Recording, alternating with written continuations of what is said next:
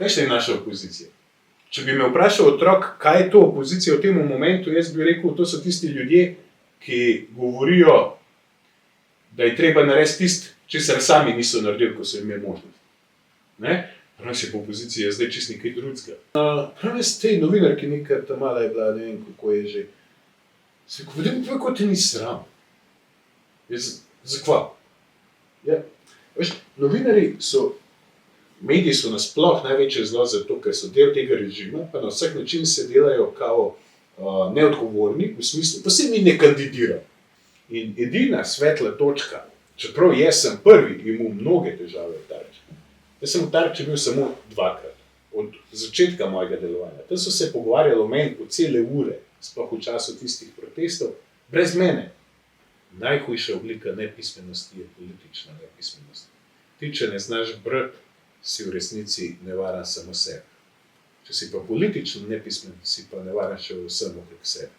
Razumem, da te ne zanima. Razumem tudi ta egocentrizem v smislu, jaz sem samo pomemben za družbo, me ne zanima. Pozdravljeni, dragi gledalci.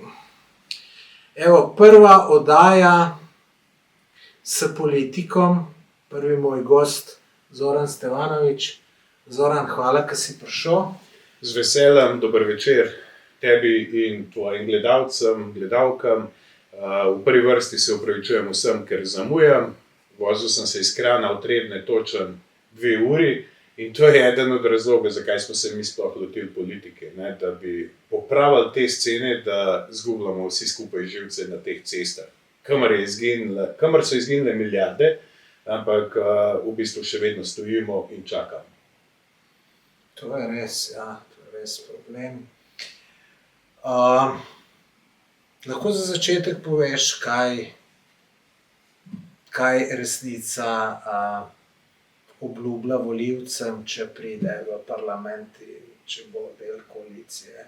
Nič. Mi ne obljubljamo popolnoma nič, mi lahko samo zagotavljamo. To je pa to, da bomo poskrbeli, da bo politika po 33-letni matrici lažnih delitev, politike korupcije, politike preteklosti delovala končno enkrat v interesu ljudi. To je edino naše zagotovilo, kar pomeni, da točno razumemo, kaj ljudje v tem momentu rabijo. Rabijo suverenost, rabijo nizke davke, rabijo uspešno gospodarstvo, rabijo vse tisto, kar se tiče njihove osebne svobode in to jim pač resnica ponuja. In zato trdimo, da smo mi pravzaprav resnica, ker predstavljamo alternativo tej laži, katero smo zdaj živeli do danes. Rečemo, kaj obljubljate na področju gospodarstva? Naše gospodarstvo se šibi, ljudje nam bežijo ven. Vse, kar se ustvarja, vsa ta neka zaposlenost je v bistvu samo imaginarno zdaj v tem momentu, zaradi tega, ker smo naredili eno zgodbo tega koncepta, ki ga predstavlja ta nazivno leva stran, to je, da smo vsi enaki. Ampak to pomeni vsi revni. Se pravi, to je ta, bi rekel, kalkulator, ki ga oni uporabljajo. Se pravi, imeti čim večjo maso ljudi, ki so popolnoma revni, odvisni od sistema na kakršenkoli način, na drugi strani imamo pa izredno majhen procent elite, ki pač dobro živi na ta račun. Se pravi, v gospodarstvu, da smo jedrnati, obljubljamo ni ugodno davčno okolje. Jaz sem bil tukaj velikokrat povsem konkreten, se pravi, mi, če znižamo davke, bomo povečali kupno moč, o povečani kupni moči bomo pobrali več denarja v obliki davkov, ampak na nek prijazen način. Ob tem bomo spodbujali tuje neposredne investicije, ob tem bomo spodbujali lastno gospodarstvo, ob tem bomo ustvarjali dobra delovna mesta. Dobra delovna mesta pa ne pomenijo samo, da ti hodiš v službo, ampak da si pravzaprav zaposlen za neko plačo, ki je človeka dostojna. Zdaj veliko je bilo govora o tem, a si Janšatov ali nisi Janšatov. Kako je bilo tisto, tu si celo nekaj pri notarju uveral, da ne boš v koaliciji z Janšatom.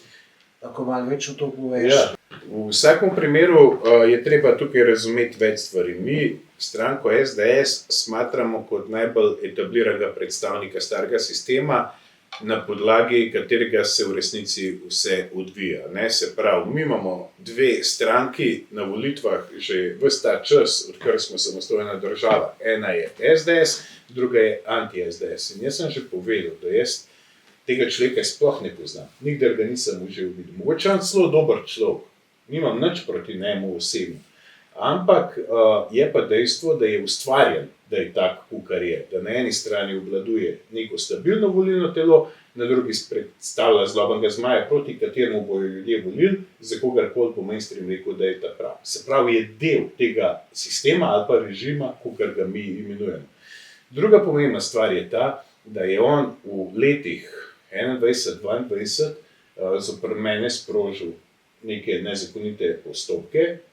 Prvič je nekdo izkoristil policijo za svojo politično milico in to so ugotovili popolnoma vsi organi pregona in sodstvo. To ni zaraselo v moji glavi. Ne? Se pravi, gre za klasičnega totalitarca. Tretja stvar je ta, da je dejansko konvertit. Mi govorimo o človeku, ki je bil Kaj to pomeni konvertit? Konvertit pomeni nekdo, da se spreminja čez noč, tako kot piha veter. In tega jaz v resnici ne prenesem. Sploh ne v politiki. In dejansko je bil človek najbolj veren pripadnik partije, zdaj pa najbolj pluva čez dno, zaradi tega, ker pač na ta način obvladuje neko sceno. Ne. In ko pride do kakšne težave v Sloveniji, v smislu korupcije, imamo 3,5 milijarde na let, afere se dogajajo vsakodnevno, tam zgine milijon, oni preusmerijo pozornost na leto 45, se pravi, ne vem, na desetletje nazaj, samo zato, da bi preusmerili pozornost ljudi z resnih problemov. In še nekaj pa izredno pomembnega. Jaz sem prebral program SDS-a. Sploh ne rečem, da je slab. V mnogih ekonomskih vidikih se mi precej dotikali. Ampak ljudje so imeli cajt 4-krat ta svoj program nekako, kakorkoli že, uporabiti, ga izvesti, pa ga pravzaprav okoli niso. Jaz mislim, da je bilo celo 4-krat celo zadnjo vlado. Če je bilo pa 3-krat, je pa tudi vse. In če je bilo 1-krat, je več kot preveč možnosti, da ti izvedeš svoj program. Mi rabimo samo eno priložnost, da dokažemo, da delamo v korist ljudem. Ne rabimo 4 priložnosti, pa po 4. priložnosti govoriti ljudem. Do zdaj nismo, zdaj bomo pa res. Ne? Tako da v vsakem primeru ljudje, ki so imeli priložnost odločati v zadnjih 33 letih, pa so prišli do te stopnje, da imamo Slovenijo dejansko na robu prepada, da imamo skoraj 50 milijard evrov dolga, da imamo korupcijo, kjer oteče 3,5 milijarde evrov na leto, da imamo razsuto zdravstvo, da so določene skupine več vredne, kot pa državljani Slovenije, pomeni, da ti ljudje niso delali dobro. Se pravi, jaz polagam na srce popolnoma vsem poslušalcem. Nikoli ne verjamite ljudem, ki so imeli možnost odločanja, in nikoli ne verjamite strankam, ki so nastale v obdobju pol leta pred volitvami. To bi se strinjal. Slovenci vedno padamo na nove obraze. Vedno in vedno in vedno. Ampak je pa vedno isti srž problema. To se pa strinjava, ne, zaradi tega, ker se pokaže ali pa dokaže ta naša logika, ne, dosedanja, o kateri mi govorimo, da obstajata v Sloveniji samo 2 stranki v resnici. Ena SDS, ena anti-SDS. In ta anti-SDS je ideološko načeloma močnejša. Vedno. Mogoče samo za par procentov, ampak vedno je. Ne? In kje je potem srž problema? Se pravi, z Janšetom ne bi šel z SDS, ne? Kaj pa še ostane? Pa so pa te leve stranke, ki pa tudi nimaš glih dobrega mnenja o njih, če sem prav razumel. Na isti način, če so isti, če del istega sistema, pa jaz sem leta 2022 ljudi opozarjal, da je edina razlika med Janšo pa Golobom v frizuri. In prav tako sem rekel, če me sprašujete, če bi se odločil med Janšo pa Golobom na drugi strani, preverite iz meseca, mislim na marca leta 2022 javne soočanja, sem rekel, če me sprašujete, a bi se odločil za Janšo ali pa Goloba, je enako, kot bi se odločil, a se bom obesil na hruško ali pa na češnjo. Zaradi tega, ker gre za isto politiko in danes se je to izkazalo. In danes, ko me sprašujejo, si ti razočaran nad Golobom. Ne morem biti razočaran, če nikoli nisem bil očaran. Če sem ljudi vnaprej opozarjal, kaj se bo zgodilo. In če sem jim takrat prav, zakaj bi nekdo mislil, da še danes nimam prav? Ne? In če sem 5-krat že prej v mojih oblikah političnega delovanja govoril o tem, da ti novi obrazi ne prinašajo sreče, ker ne gre za novo politiko. Gre za v bistvu za novi obrazek starega sistema. In to je v bistvu najhujše, kar se nam lahko zgodi. Krivci pa vedno več ali manj eni in isti, zato ker je v delu tega dela. Ampak pol, mislim, če boste hoteli biti v vladi, boste mogli z nekom v koalicijo. Kaj pol ostane, mislim? Ampak zakaj, Tomaž, nasedeš na to igro, da obstajata samo dva pola? Jaz tega ne razumem, ne pristajam na to, da obstajata samo dva pola in da te ankete, ki jih zdaj bildajo, da so v bistvu realne. Oba dva veva, da tudi približno so realne. In oba dva veva, da bojo te volitve zgodovinske, ker se bo nekaj spremenilo. Prvo je to, da ljudje ne verjamejo več slepo medijem. Drugo je to, da obstaja velik rič posameznikov in pa tudi političnih strank na socialnih omrežjih, ki lahko delajo, bi rekel, ta damage control, ki ga povzročajo mediji. Po drugi strani pa obstaja način dvosmerne komunikacije. In se pravi, ko se na Pop TV-ju pojavi nek lažen prispevek, plačan, ti oni enosmerno implementirajo neko misel v glavo. Ne? Na socialnih omrežjih imaš pa ti možnost odgovoriti, vprašati, pokazati svoje, bi rekel, mnenje na kakršenkoli način. In glede na ta odziv tega mnenja, bomo mi občutek, da je odziv terena popolnoma drugačen, kot ga prikazuje anketa. Koliko pa pričakujete glasov? Mi v tem momentu, pa to vam lahko potrdijo tudi interni viri ostalih strank, mislimo, da imamo okrog 10 do 12% podpore. S tem, da mi se tukaj posuvamo s pepelom in to priznavamo, da imamo nekoliko leno volilno telo, ker nagovarjamo tiste, ki so siti te politike preteklosti in jih želimo na vsak način animirati, ne grejo voliti, ker vse v tem življenju je odvisno od politike. Politika pa ni nujno slaba, če dela v korist ljudem. In zato še enkrat pozivam, ljudi ne grejo voliti. Tudi če to ni za nas, sam pejte na volitve, ne bo deležba čim večja, zaradi tega, ker bojo popolnoma premešali karte na politični paket. Pa Ben, Tomaž, živimo več ni v interesu, da živi v tej matrici, ki jo živimo zadnjih 33 let. Pa ne bojo to nazivno levi, nazivno desni, kdorkoli. Dosti je bilo. Dajmo stopati en korak naprej. Dajmo živeti danes na jutro, ne več danes na včeraj. No, sem ne vem, če so se razumela, se pravi, tudi če vi dobite 12%, pa da greste v vlado, z nekom boste mogli vladati, ali že zdaj razmišljate? Pa da obrnem to igrico. Ne drugi razmišljajo, če bojo šli v kombinacijo z nami. Zakaj mislite, da ni možnosti tretjega bloka? Zakaj misliš, da ne bo prišlo do nekega rezultata, kjer niti Golob, niti Janša ne bosta mogla sestaviti vlade, ampak bo to nekdo tretji? Mi govorimo o tem, da gremo v koalicijo, valjda, podpisali smo, s kom pač ne gremo. To je dejstvo in nikdar ne bomo niti enega svojega zagotovila povozili. Pač tako je. Ampak mi, če govorimo o tem, da bomo šli s tistimi, ki sprejemajo naša programska izhodišča, mi to oba dva veva, da jih ne bo niti Golob, niti sploh pa ne v kombinaciji z Levico. Če mi rečemo, naše glavno programsko izhodišče je antikorupcija. In če vemo, da vse dosedanje stranke v parlamentu živijo od korupcije in njihovi mediji tudi, pa oba dva veva, da ne bojo pristali na naše konkretna programska izhodišča glede korupcije. Če govorimo o tem, da ekonomsko vsakmu, pa ne bo profesor s kjerkoli fakultete pride, da ga povozim v znanosti ekonomski, kar se tiče nizkih davkov, da mu dokažem, kaj bi nizki davki pomenili za gospodarstvo in pa za blaginjo človeka. In če jaz prijem s takim programskim izhodiščem, Golobu, ga ne bo nikoli podpisal. Se pravi, to je že vnaprej veva, da so neke stvari, ki jih naš program ponuja, ki ponuja boljše življenje ljudem, niso sprejemljive za dosedanje politike. Kdorkoli že je. Obstaja veliko opcij, kaj pa opozicija, konstruktivna. Se pravi, podprli bomo tisto, kar mi mislimo, da je dobro za Slovenijo, podprli bomo tisto, kar izhaja iz naših programskih izhodišč, mi se formira vlada, ne reče, ok, zdaj bomo pa mi vsem dvignili plače, ne samo minimalne, vsem bomo dvignili plače na račun davkov pa prispevkov, jaz prvi dvignem roko. Ostanem, pa se začne z vsem prepirati. Pa rečem, vsi bomo imeli boljše plače.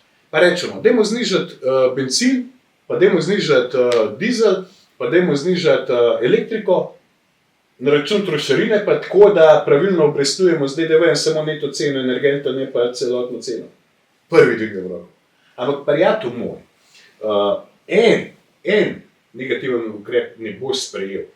Me ne zanimajo tvoji ceniki, tvoje ponudbe, tvoji strici iz ozadja, tvoje izsiljevanja. Ni šans. Se pravi, temu se reče opozicija. Zdaj ljudje tega ne razumejo zaradi tega, ker je mi en koš rismo zares imeli. Kaj še je naša opozicija? Če bi me vprašal otrok, kaj je to opozicija v tem momentu, jaz bi rekel, to so tisti ljudje, ki govorijo, da je treba narediti tisto, česar sami niso naredili, ko so imeli možnost. Ne? Prav se po opoziciji je zdaj čist nekaj drugega. Tisto, kar mi ponujamo, lahko več naredimo. Mi smo kot neparlamentarna stranka, izven parlamenta, več naredili, kot marsikera parlamentarna. Kaj šele, če bi imeli možnost parlamenta. Zdaj, ko smo predlagali odpravo zakona o RTV-ju, spremembo zakona o RTV-ju, zbrali smo 20,000 overjenih podpisov skoraj za odpravo RTV prispevka, ampak to je del. To je en kup ene kadrovske investicije, to je en kup ene finančne investicije, to je en kup enih problemov, ki jih v parlamentu nimaš. V parlamentu nekaj poslancev dvigne roko, pa predlagajo zakon. In da jaz pridem z neko obilico medijskega prostora, kar bi jo imel v parlamentu in rečem, glejte ljudje, mi smo to predlagali. To gre na glasovanje na naslednjo sejo. Še povem uro in dan te seje, pa da vidim tistega politika, ki ima jajca, ki bo tako stvar, ki deluje korist ljudem, upal podreti ali pa glasovati proti. Ne vem, če te nisem mogoče malo v naroden položaj spravil, pa tudi sebe sem. Jaz sem takrat tikati začel, ne vem, se je to že dogovorila prej. Se dogovorila prej, tako prejšnjič, ko sem pozabil, pa sem rekel, da upam, da ni narobe. Nima težav s tem. No, ko so glih po RTV-ju, kaj praviš na odpoved Tarče, ki bi zdaj mogla biti 2 dni nazaj? Takoj, ko sem zvedel za to stvar, sem vzel telefon in posnel ta prvoosebni video, kjer sem naznanil, kaj se v resnici zgodilo. Vsi so bili glede tega spet zadržani. Trajal je dan ali 2, ko so ugotovili, da jim to zdaj prinaša neko korist, da bi se postavili na stran ekipe Tarče, pa Erike, pa so to začeli ponavljati za mano. In spet smo bili prvi v tem. Ravno to je tisto, zaradi česar smo ob drugih pomembnih stvareh začeli zbirati podpise za odpravo RTV prispevka. Glede na to, da je jasno, da režim obvladuje RTV in da je RTV postala prav režimsko trobilo, ne jo potem oni financirajo. Ljudje jo ne rabijo, v prvi vrsti zaradi tega, ker jo ne gledajo, v drugi vrsti zaradi tega, ker so potratni, v tretji vrsti pa zaradi tega, ker gre za klasično manipulacijo z ljudmi. In edina svetla točka, čeprav jaz sem prvi imel mnoge težave v Tarči. Jaz sem v Tarči bil samo 2krat. Od začetka mojega delovanja. Tam so se pogovarjali o meni po cele ure, sploh v času tistih protestov, brez mene. Kazali so pač moje posnetke, jaz sem se velikokrat pohecal, da ljudje verjetno mislijo, da sem nem, da ne znam govoriti. Prvič, ko so me povabili brez tem, brez gostov, da bi vedel, kateri so, brez vsega. Ne? In ko sem prišel kaj v studio, so me dali v masko, našpricali in rekli, za vas pa ni prostora v studiu, tako da boste nekje zunaj. In so me postavili na neko rampo, dostavno rampo, v temi, kontejnerji so bili zraven, usmerjali so kamero v mene in so rekli, pač ko bo, jaz sem po napovedniku v slušalki slišal sploh, kdo so gosti. In tam so mi dali 3 minute časa v celi oddaji. In prekleto dobro sem izkoristil te 3 minute dejansko. Mi imamo seveda toliko velik doseg na socialnih omrežjih, to je bilo posnet, pa smo sami potem promovirali naše ideje, ampak želim povedati, da od takrat naprej nisem bil več v Tarči. Drugič sem bil povabljen zdaj, z namero, da mi nekaj očitajo, ne da bi karkoli pametnega slišali od mene ali pa od našega programa. In tako da nimam izkušenj dobrih s Tarčo, ampak gledal sem jih pa nekajkrat. In želim povedati, da predstavljajo eno redkih svetlih točk novinarstva. V vsakem primeru. In da nekdo, in to govorim iz ust notranjih virov z RTV, da se nikoli, ampak nikoli, se pravi, to tudi pomeni pod Janšom, ni dogajal tak pritisk na zaposlene na RTV-ju, kar se dogaja danes. Mi oba dva veva, da vsaka oblast, ki pride na oblast, pripelje v javno pravo od 6 do 10 tisoč novih ljudi in ta balon raste. Onih starih ne odpušča, ampak jih prerazporeja nekaj v tujino, nekaj v gospodarske družbe, kjer je država večinski lastnik, nekaj na agencije, direktorate in tako naprej. Ta oblast je pa prva dejansko, ne samo, ki je pripeljala toliko tisoč svojih novih ljudi, ampak dejansko obračunava z drugimi ljudmi, ukolikor zaslud, da diši po katerikoli drugi stranki. Ne? In nikdar se še ni dogajal ta pritisk, ki to ne sprejel. Se pravi, zdaj smo ob boku v Severni Koreji. To je dejstvo. No, ampak misliš, da ljudje niso dojeli tega sporočila, če ti nekdo prepove tarčo, vemo, kdo je prepovedal, zakaj je prepovedana, tam sicer nekaj vse živo nakladajo, se ti to jasen signal, da nekaj narobe delajo in da te ljudi ne bo šel voliti. Oziroma misliš, da jih bo še zmeraj šli voliti? Največji problem je ta, pa tudi opažam po odzivu določenega dela javnosti, ne, da oni opravičujejo to svojo blokado. Oni je sploh ne zanikajo. Kjer nisem videl, da bi nekdo rekel, ne, to pa ni res, da smo mi vplivali. Ampak oni rečejo, saj to ni to pomembno, kaj pa Janša, ki je leta 2021 rekel za tarčo to pa to pa to. Ne, in ta anti-SDS ideologija je v bistvu največja neumnost, če je to edina tvoja točka programa. Ne? In oni na ta način v bistvu upravičujejo. Vse to ni nič, kakšen je bil on. Oni dejansko furajo zgodbo v smislu, dajte voliti nas lopove, da ne zmaga fašist. To je edina ideja, ki jo imajo v resnici. To si zelo dobro rekel. Ampak dejansko so oni se v tem fašizmu, kot bi rekel, politični ideji, pokazali kot bistveno bolj zvesti te ideji. Ne?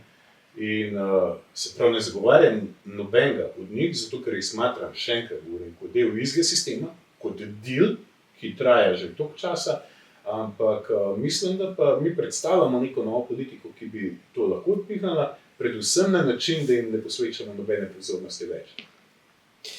Tukaj je Berkut napisal Resnica do zmage in mi tudi doniral 2 evra, tako da hvala.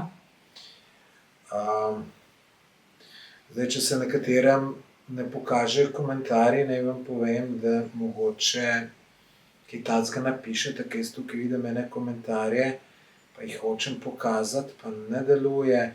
Tako da note misli, da slučajno jaz kaj brišem, ali da sem jaz kakšne besede not napisal, to ima YouTube sam algoritem tak, da se kdaj kaj ne pokaže, tako da če se vam ne pokaže, probajte z drugo besedo napisati. Kako bo potekala vaša volilna kampanja? Na kaj največ stavite? Moja kampanja, moja osebna, ni prenehala že 10 leto. Kar se tiče kampanje Resnice, tudi traja že od svojega nastanka, bi rekel, od leta 2021. Mi smo neprestano aktivni, tudi takrat po letu 2022 bi se mi mogli po vsej politični logiki ugasniti in ravno zato predstavljamo največjo oviro režimu in pa en političen paradoks. Neprestano delamo na tem, da obveščamo ljudi o problemih, nekateri temu rečejo kritiziranje, s tem, da moramo vedeti, da mi s časom obenem, tudi ko predstavimo problem, predlagamo tudi rešitev. To vsakič. In prav za vsak problem, ki ga smatramo kot velik problem, ki se tiče Slovenije, imamo rešitev. Tako da, kar se pa tiče te klasične marketinške kampanje, pa moram biti iskren, da bomo provokativni.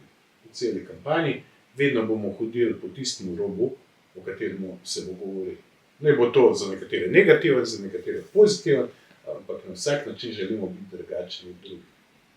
Gremo zdaj pa še malo na vaše vprašanja, ker smo živo, pa pač da še malo vaše vprašanje gremo čez. Dragi gledalci, dajte tudi stisnite vsak en všeček, da se nas še malo več nabere, nas je že skoraj 200. No, prvi vprašanje pa je od GR, gasilec, imam vprašanje za Zorana. Kaj pravi na legalizacijo konoplje? Hvala za odgovor. Moje osebno mnenje tukaj sploh ni pomembno, kaj mislim o legalizaciji konoplje. Je pa pomembno moje mnenje, pa mnenje stranke o neposredni demokraciji. Ta pa govori o tem, da se ne sme pozabiti na ljudi vsake 4 leta. Ne? Se pravi, mi pridemo na volitve, potem izvolimo neko oblast in ta oblast pozabi na voljo ljudstva naslednje 4 leta. In to je skregano z vso politično kulturo. Dejstvo je, da so oni s to konopljo takrat, pa s to evtanazijo, pa takrat želeli pač omogočiti čim večjo udeležbo na teh referendumih ali pa privabiti čim več ljudi, ampak ljudje so svojo voljo glede tega povedali. In mi vedno stojimo na strani volje ljudi. Tako da ljudje so tukaj svojo voljo povedali in jaz s tem pač nimam nekih večjih težav. Skrbi me, kako se bo to uzakonilo vse skupaj. Mislim, da smo o tem že zadnjič nekaj spregovorila. Ne predstavljam si, kako boš dovolil uporabo konoplje vsakmu, obenem boš pa želel, da nihče nima THC-ja v krvi med vožnjo, ali pa pri opravljanju poklica, ali pa policistu, ali pa medicinski sestri. Sprav ti mu omogočiš, da on to kadarkoli uporablja, obenem imaš pa sprejeto zakonodajo, ki prepoveduje, da to obstaja. To me skrbi in bi prav rad videl, kako stroka to misel reši. Ampak dejstvo, še enkrat ponavljam, je pa to, da so se ljudje za to odločili na referendumu. Vlada je pozabila na voljo ljudi, tudi v tem primeru, ne vem, koliko je 2 let od tega referenduma. Izvolili smo tudi to, da mora biti preferenčni glas, to je del našega programa, da ljudje pač volijo kvalitetne ljudi v parlament, ker zdaj imamo popolno igro na srečo in obstoja največja verjetnost manipulacije strankami. Tista stranka, ki ima denar, zmer, v katerem kraju je najmočnejša, v tistem kraju plasira vedno iste ljudi in imamo iste ljudi. Po drugi strani imamo pa parlament napolnjen z nesposobnimi ljudmi, ki so tja prišli ne zaradi sebe, ker načeloma nihče ne voli kandidata, ampak voli stranko, ali pa sploh ne voli niti stranko, voli proti unmu in je primoran dati glas tistemu kandidatu, ki je njegovemu kraju. Ta človek na koncu pride v parlament.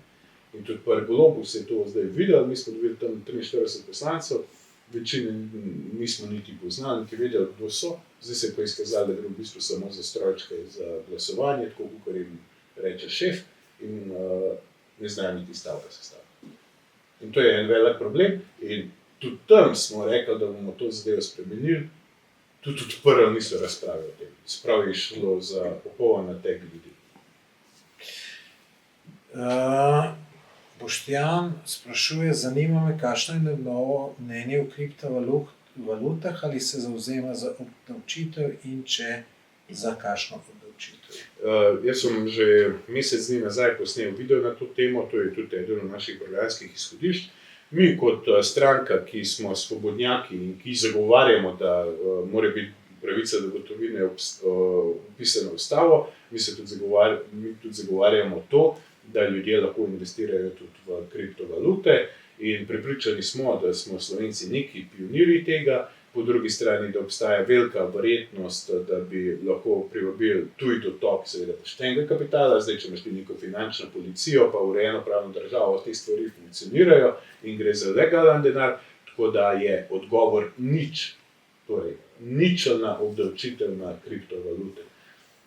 To ne govorim zdaj zaradi tega razloga, da bi se prikupil komurkoli, ker tudi iskreno niti ne vem, koliko je zdaj teh vlagateljev kriptovalute v Sloveniji, ampak dejansko nič in na ta način ne bi odganjal kapitala v tujino, kvečemu bi privabljali tuj kapital, ki ga pa potrebujemo, bodisi za investicije, bodisi za koncev nekatere. Če tukaj ljudje trošijo denar, tukaj plačujejo DDV, tukaj odvajajo določena sredstva in nas spet država lahko nekaj tem. Tom je napisal, super gost, ima sigurno moj glas, lep pozdrav obema. Hvala, Tom. Dani je napisal, 100% rabimo eno tako stranko, ja ga vprašaj, če bo kaj dosegla. Ja. Mi smo pripravljeni, dobro, v redu, razumem vprašanje, mi smo pripravljeni sprejeti politično, kazensko in pa materialno odgovornost, kar je popolna svežina, ukolikor ne bomo sledili svojim načelom. In če bomo sledili svojim načelom, bomo zagotovo marsikaj dosegli. Kobra sprašuje, moje vprašanje je, kako bo prevetril zdravstvo in ZZS, se pravi zavarovalnico, da so storitveno obvezno zavarovanje neplačljive. Ne pa, da grem po 5 letih k doktorju in moram zdravilo v lekarni plačati 13 evrov. Ja, to je pa del našega propada. Ne.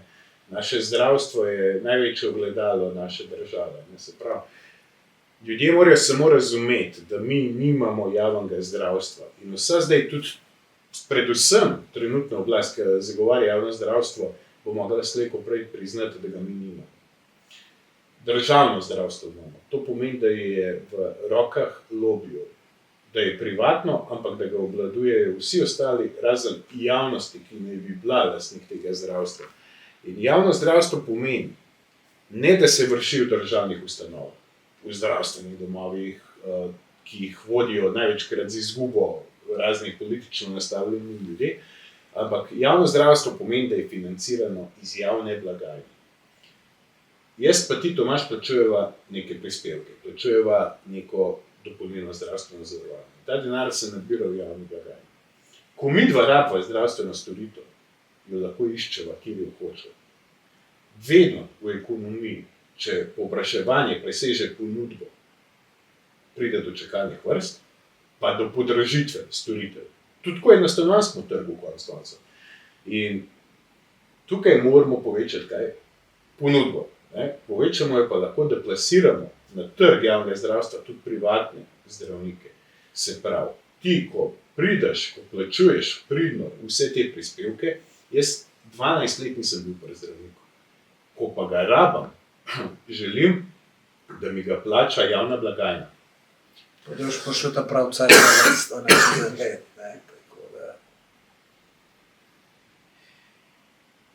Klemen sprašuje, ali boste delali na decentralizaciji, ker meni se zdi sporno, da se vse dogaja v Ljubljani. Se pravičujem, si kašljal se vi. Ja.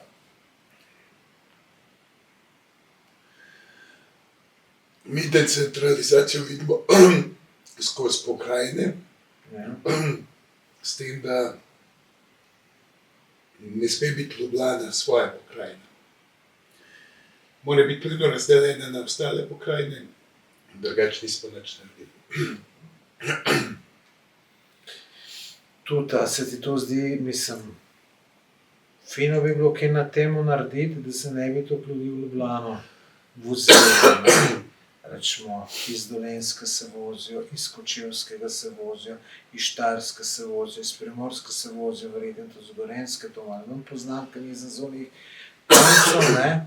Ampak nekje mi je nekdo rekel, da 140 000 ljudi vsak dan pride v Ljubljano na delo, ne? Ja, Koliko je res. to enih izgubljenih ur, če računamo 2 ure povprečje, ker tukaj ljudje se iztreba, da vozijo 2 ure. No, si zdaj sam videl. To no. sem zdaj doživel, ja. Ampak na zjutraj je še hujš.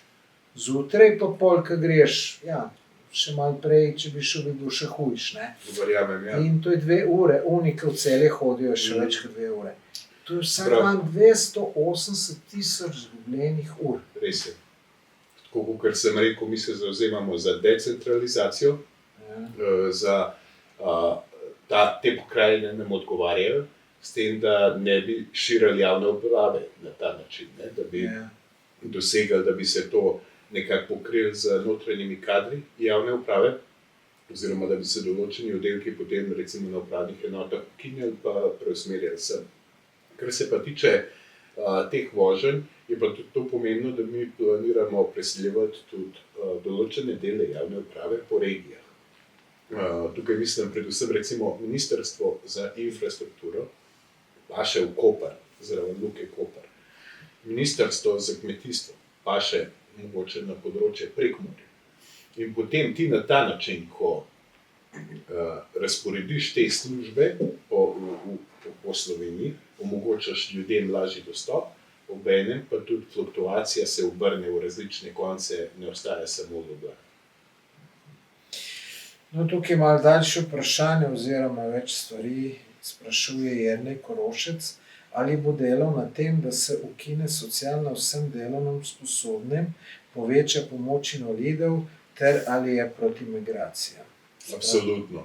Dve stvari. Prva je ta, da je treba prevetriti popolnoma vse socialne transferje. Vsako izkoriščanje socialnih transferjev bo popolnoma prepovedano. Tudi o tem smo midva že govorila. Jaz res poznam ljudi tudi osebno, ki vem, da bi lahko bili fizično bistveno bolj aktivni od marsikaterega delavca, se pravi, mora iti človek delati. Tako kot vsak ostali državljan za svoje preživetje mora. S tem, ko bi preprečali izkoriščanje socialnih transferjev, in s tem, ko bi odpravili socialni turizem, ker pač točka našega programa je, da bi vezali pravico do socialnih transferjev na državljanstvo, zato ker imamo zdaj v tem momentu poplavo socialnega turizma, ki jo diktira v resnici Bruselj, našim oblastem načeloma paše, in mi bi zagotovo to odpravili. Se pravi, obstajajo deficitarni poklici v Sloveniji, zaradi katerih je pač treba uvoziti določen del delovne sile. Ampak od dneva ena, ko ti prideš v Slovenijo, ti mora začeti delati za svoje preživetje, ne pa viseti na sociali. O tem smo se pogovarjali, imamo družine, kjer oče dela, delodajalec mu nakazuje izredno visoko plačo prvih 6 mesecev, potem on izkoristi to združitev družine, pripelje gor ženo pa en kup otrok, oni so potem na socialni,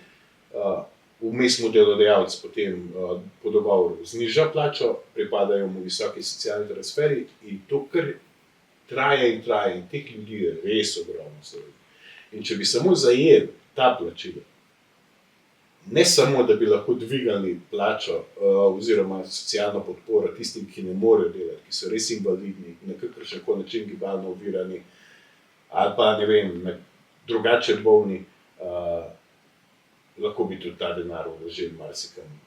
Tega denarja bi bilo po mojem toliko, ne samo za invalide, tudi za upokojence bi bila večja penzija. Ja. In pravi meni neumnost, ker me sprašujejo, ok, imaš dobro idejo, ampak odkot denar? Denarja je ogromno, samo ga liframo vse posod, pa mečemo skozi okno. Vse tukaj je tudi financiranje nevladnih organizacij, preobsežna javna uprava z določenimi delovnimi mesti, ki niso servis ljudem, ki je v bistvu samo odlagališče političnega kadra. Tukaj je korupcija. Se pravi, da se po enih ocenah nabrati kar 10 milijard na leto, ki bi jih lahko plasiral v pokojnine, v zdravstvo in pa seveda pomoč socialno ogroženim. 10 milijard, to je več kot polovica. Mislim, da je proračun 16 milijard. Ne? Ja. Mislim, če bi se kje dodatnega denarja dobilo 3-4 milijarde, bi mi res Švica bili. Bi bili, če bi bila ta prava oblast. Problem je v tem, če ti zagotoviš dodatne 3 milijarde, ki spet zginejo neznano kam. To je res. Daki ima, zanima me novi zakon o pirotehniki, posledično črni trg, ki bo še večji. Nekaj so petarde, nekaj pa rakete in baterije. Omejitev na 1 teden, večji kazen za črni trg. Jaz sem točno tako prebral, kaj je napisal. Vse je nekako je dejansko res. Ja. Jaz sem doma psa, tako lučno aljaško malo mutko, Ja. pa mačka. In zdaj v obdobju, ko se uporablja ta pirotehnika, živali res trpijo. Nemalokrat se je zgodilo, da sem jaz psa držal objetega po nekaj ur, da se je pomiril zaradi strahu pred pokom petarde, recimo. In jaz popolnoma razumem prepoved te pirotehnike in bi rekel, da jo na določen način osebno tudi podpiram. Ampak največji problem predvsem v tem, ker so oni pravzaprav prepovedali trgovino, sploh ne uporabo. Se pravi, obstajajo še vedno določeni časi, ki se to lahko uporablja, prepoveš pač trgovino s temu, onemogočaš lastno, spet gospodarstvo bi rekel, ki se s tem ukvarja, plačuje davke zaradi tega pa to, in dosežeš to, da bo samo porast na črnem trgu, pa da bo v bistvu uvoz iz tujine, da bojo dragi ljudje kupovali pa klele poka. Tega se pravzaprav nikoli ne bo dalo prepovedati. Jaz se razumem, da bo marsikakšno veselje, marsikakšen nov let mogel s tem biti, ne. In te problematike bi se mogoče bilo bolj rešiti z ozaveščanjem, kako zaradi nekaj sekund tvojega veselja lahko kakšna žival trpi, ne pa z nekimi represivnimi ukrepi. Jaz imam malo negativen komentar, ampak moram še take Nič prebrati. hudega, kar pomeni. Migranti, ne Srbi, da po njegovem. To je ena kvazi fora, ki se nanaša na breme mojega priimka, nimam nič proti temu. Ne razumem popolnoma, kaj pomeni Srbi da, Srbi ne, saj tudi Srb, ki pride sem, je migrant. Ne, se pravi, če Ja, po mojem je hotel reči, ne, da si proti migrantom, ampak proti Srbom pa nisi, če bi Srb bil. Mislim, ne vem. Tako jaz to razumem. Pač, ne, v bistvu gre za klasično provokacijo, ampak ja, v redu. Malo gre za provokacijo. Zame je migrant od koderkoli že pride. In če človek nima državljanstva, nima pravice do socialnih transferjev. To je to. Ne vem, zakaj bi ločeval ljudi po veri, po naciji. Pač naš interes je Slovenija first, ne, se pravi, najprej poskrbimo za lastne državljane, pa bomo pa lahko za ostale.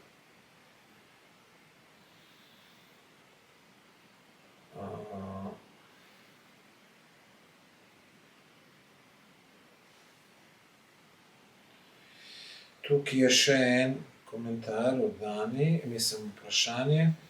Ali bo delal na tem, da se spremeni zakonodaje za odgovornost tudi na premoženjsko za zapravljanje oziroma koruptivne kraje?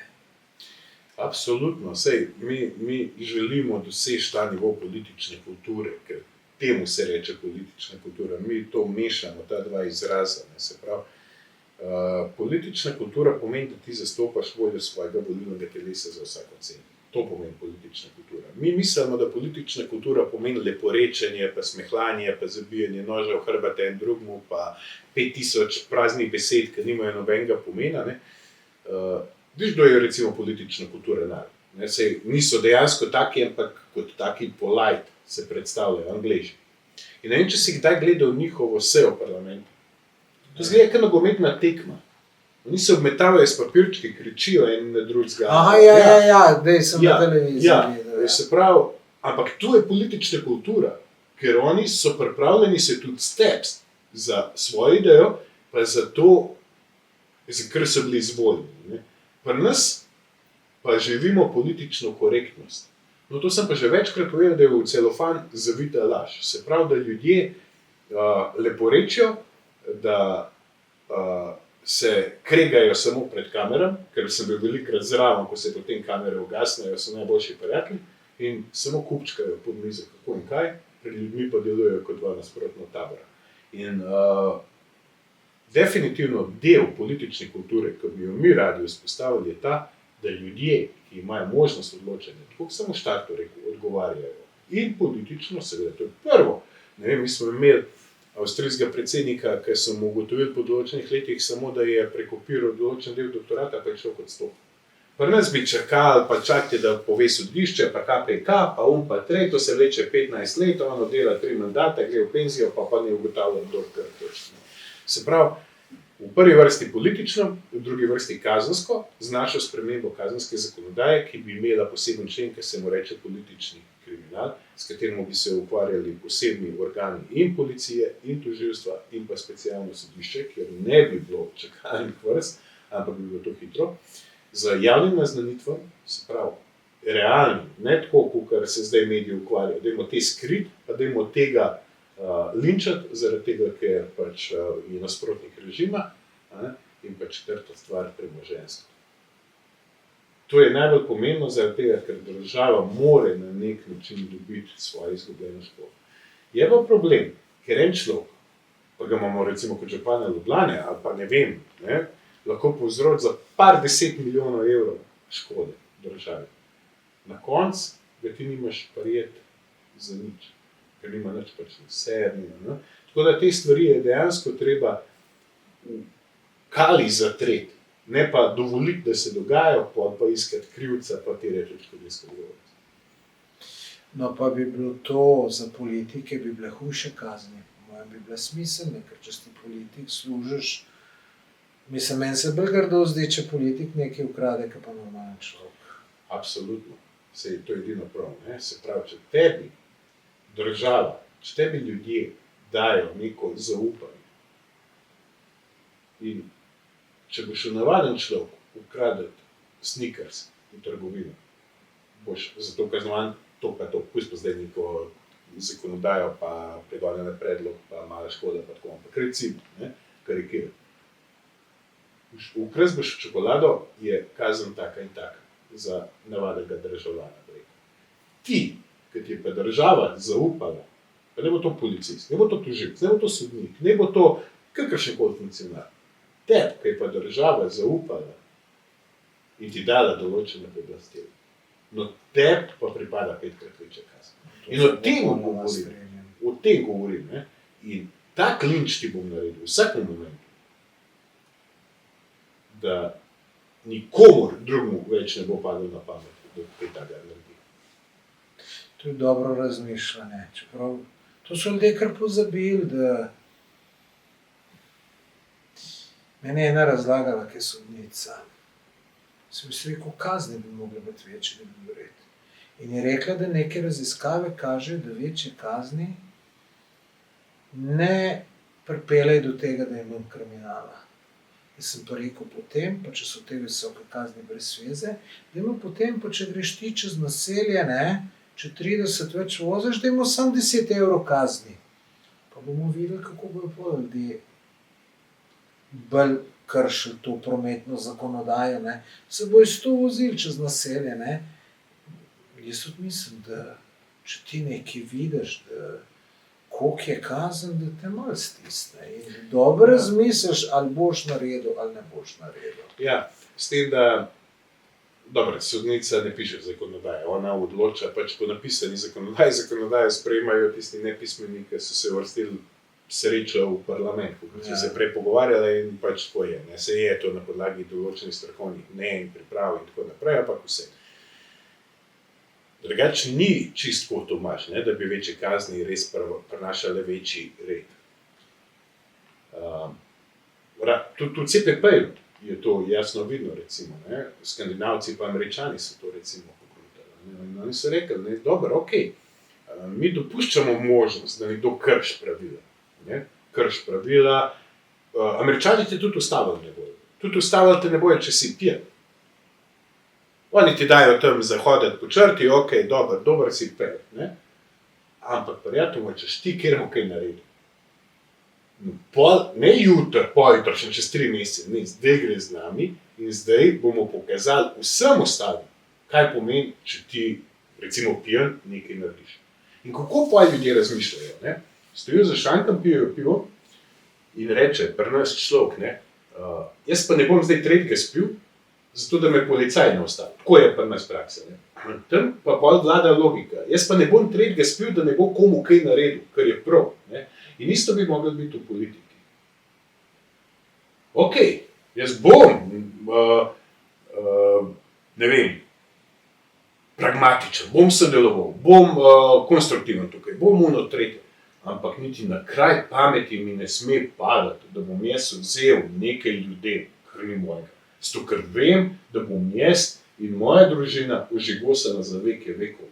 No, to je pravi način razmišljanja. Tako da jaz nisem čisto za posplošeno dvigovanje represije.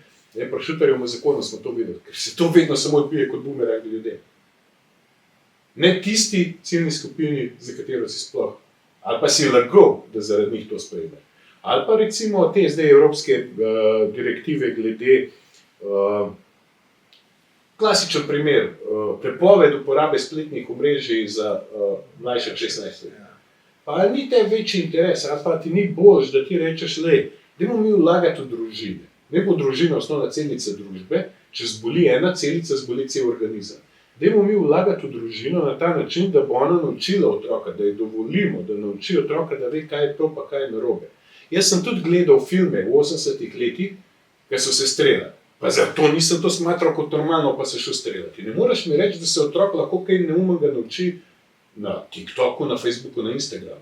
Lahko kaj neumnega vidi, ampak on se bo temu nasmejal ali pa se bo zgražal, ker bo vedel, da je narobe.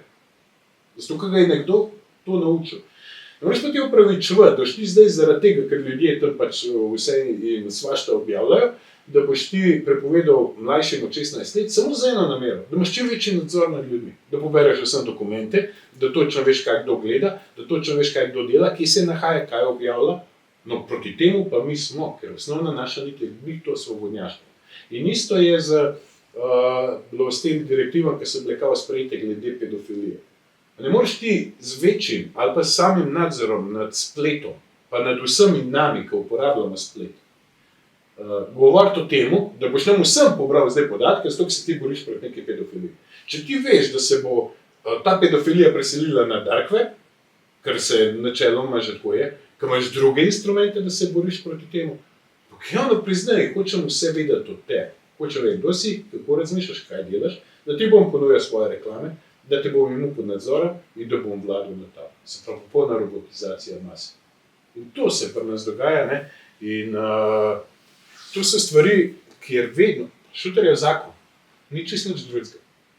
Ne, oni sprejme zakon pa reče, ja, mi smo pa to sprejeli zato, na koncu je izkazali, da sploh ni zato, ampak zato, da boš ti čim večja pa neomejena pooblastila, da reagiraš zoper svoje ljudi, kadarkoli hočeš. Se bomo priznali, da neke rezultate je pa prinesel. Kjer? Ja, vse mačkaj manj se nedotakljive počutijo Romi, ker Niso so jim začeli avtomobile jemati on tret. Saj nekaj tega ni bilo nikoli še. No? Ampak to ni zaradi Šuterjevega zakona. To je zaradi tega, ker smo v času pred volitvami. In takoj naslednji dan po volitvah bo to nekaj delovati. No, jaz mislim, da je bil Šuterjev zakon sprejet zaradi volitev. Če bi se to naredilo en mesec po volitvah, ne bi nobenega ne Absolutno. Zato, ker mi imamo kazensko zakonodajo, pa prekrškovno zakonodajo vzpostavljeno in dobro urejeno. Se pravi, a se sme graditi na črno?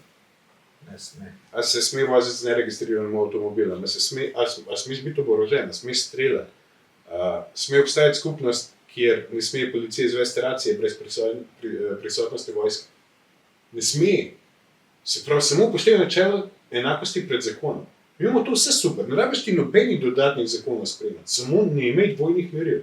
Vsaka državljana Slovenije obravnavaj enako. Če štrafaš človeka, ki se vozi neprepet, štrafaš človeka, ki ima neregistriran avto.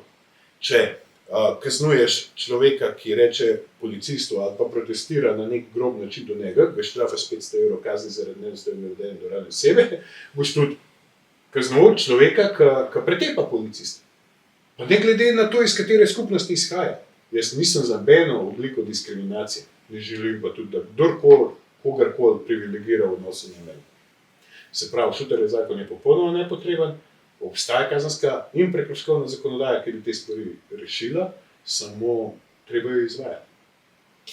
Multikon je napisal, gospod Stevanovič, vas moti, da vas nekateri označujejo za populista.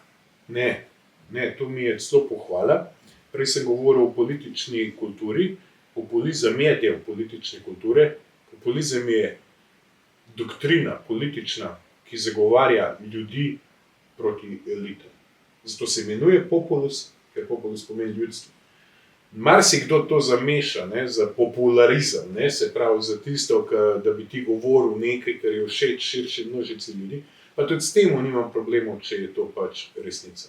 Ampak nasprotje populizma je pa ta politična korektnost, o kateri sem pregovoril, to je pa ta v celofan zavita laž. In jaz tak pač ne želim biti. In če moram biti populist, sem pač populist. Jaz mislim, da je ravno v tem načinu delovanja edina naša rešitev. Ani je napisala, ne razumem čisto dobro, upam, da boš ti. Tomaž, prosim, glede menjav vozniških dovoljenj za tujce, ali bi se zavzel za proširitev zakona tudi na tujce, ki so že dolgo tu. Brez veze spet v avtošole, itak so gužve tudi brez nas. On je izgleda tujc. Ja, da zanima, če bi se skrajšal postopek za zamenjavo vozniškega dovoljenja. Iz tega iskreno ne poznam dobro vsebinsko, zato ne bi rad veliko govoril o tem, ampak zdaj je ful pomenilo, kakšen je status tega tujca tukaj, kaj počne, kaj dela. Ne, zdaj, če govoriva o enemu deficitarnem poklicu, kakor je, ne vem, voznik kamiona, pa on more tukaj delati, pa je od tega odvisno njegovo preživetje, jaz ne vidim problema, da bi mu tukaj država stopila nasprot. Ful je odvisen od vseh ostalih okoliščin, tako da zelo težko odgovorim na to vprašanje. Jaz bi prosil gledalce, če probajo napisati čim bolj razumljivo, ker je toliko vprašanj takih, da jaz jih ne razumem. No.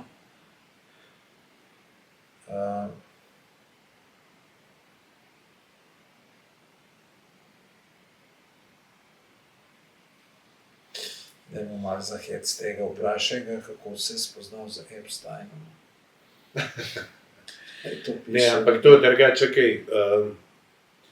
lahko nam je to malo smešno, pa se pozabavamo o tem, ampak to so tako izprijene zgodbe, ki jih predvsem zahoden svet živi že desetletja in kdor misli, da se to ne dogaja v Sloveniji, se preklet to moti.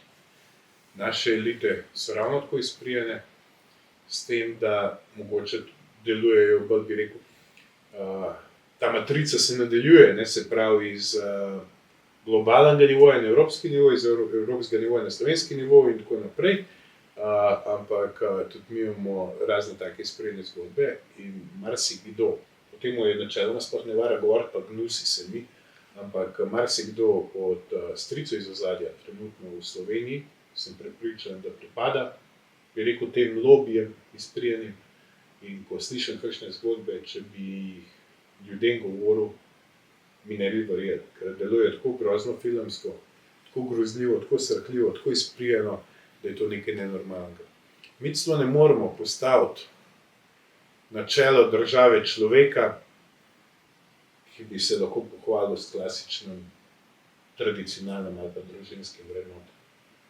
Se pravi, imamo ljudi zdaj, trenutno na oblasti pa na vladi, kaj nima zdrave zgodbe za sabo.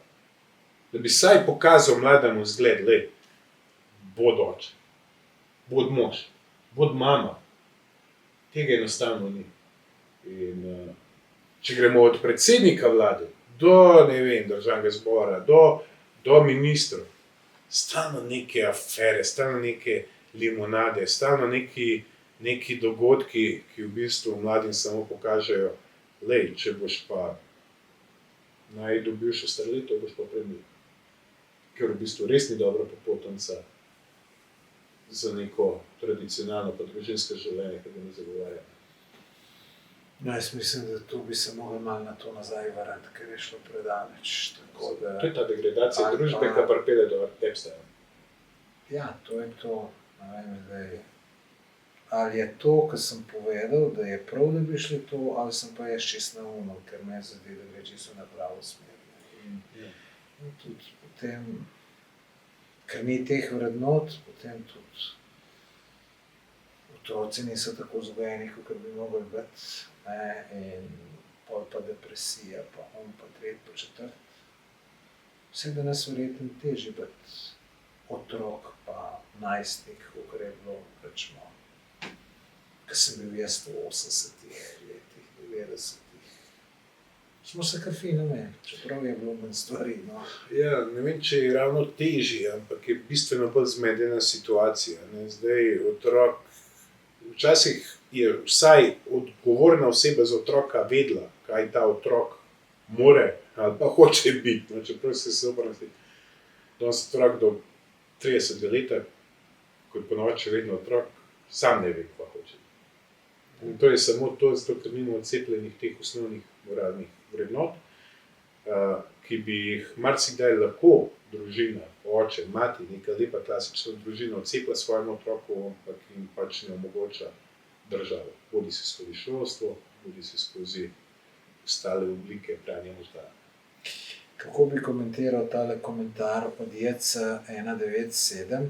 Dobil bi moj glas, če bi bil Janez Novak. Ja, to je to, ne. Jaz sem vam vedno povedal, s tem nimam težav, za desne, s tem, da mi moramo spet ločiti, da načeloma javnost pa ne ve, kaj je levo, pa kaj je desno pri nas, ne, pri nas se kreira ta odnos do enega človeka. Ne, se pravi, če si za Janšo, si desen, če si proti Janši, si lev, ker je v bistvu res bolana neumnost in tudi mislim, da predstavljamo nek primat potem v svetu, da se nikjer ne kreira ideološki pol na odnosu do enega človeka. Ne.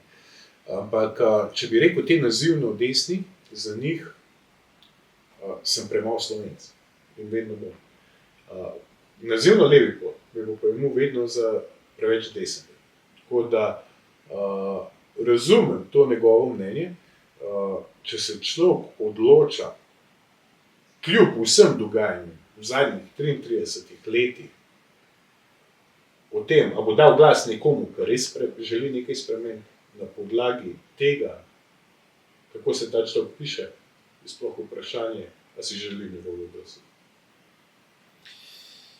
Še en zanimiv vprašanje, Multikon, gospod Stevanovič, kaj vas je osebno najbolj pahnilo v politiko? Idealizem, jeza, ambicija ali občutek krivice? Kdaj ste nazadnje podvomili o svoji politični poti? V svoji politični poti sem podvomil zadnjič danes zjutraj, tako kot vsako jutro vsakega predhodnega dne.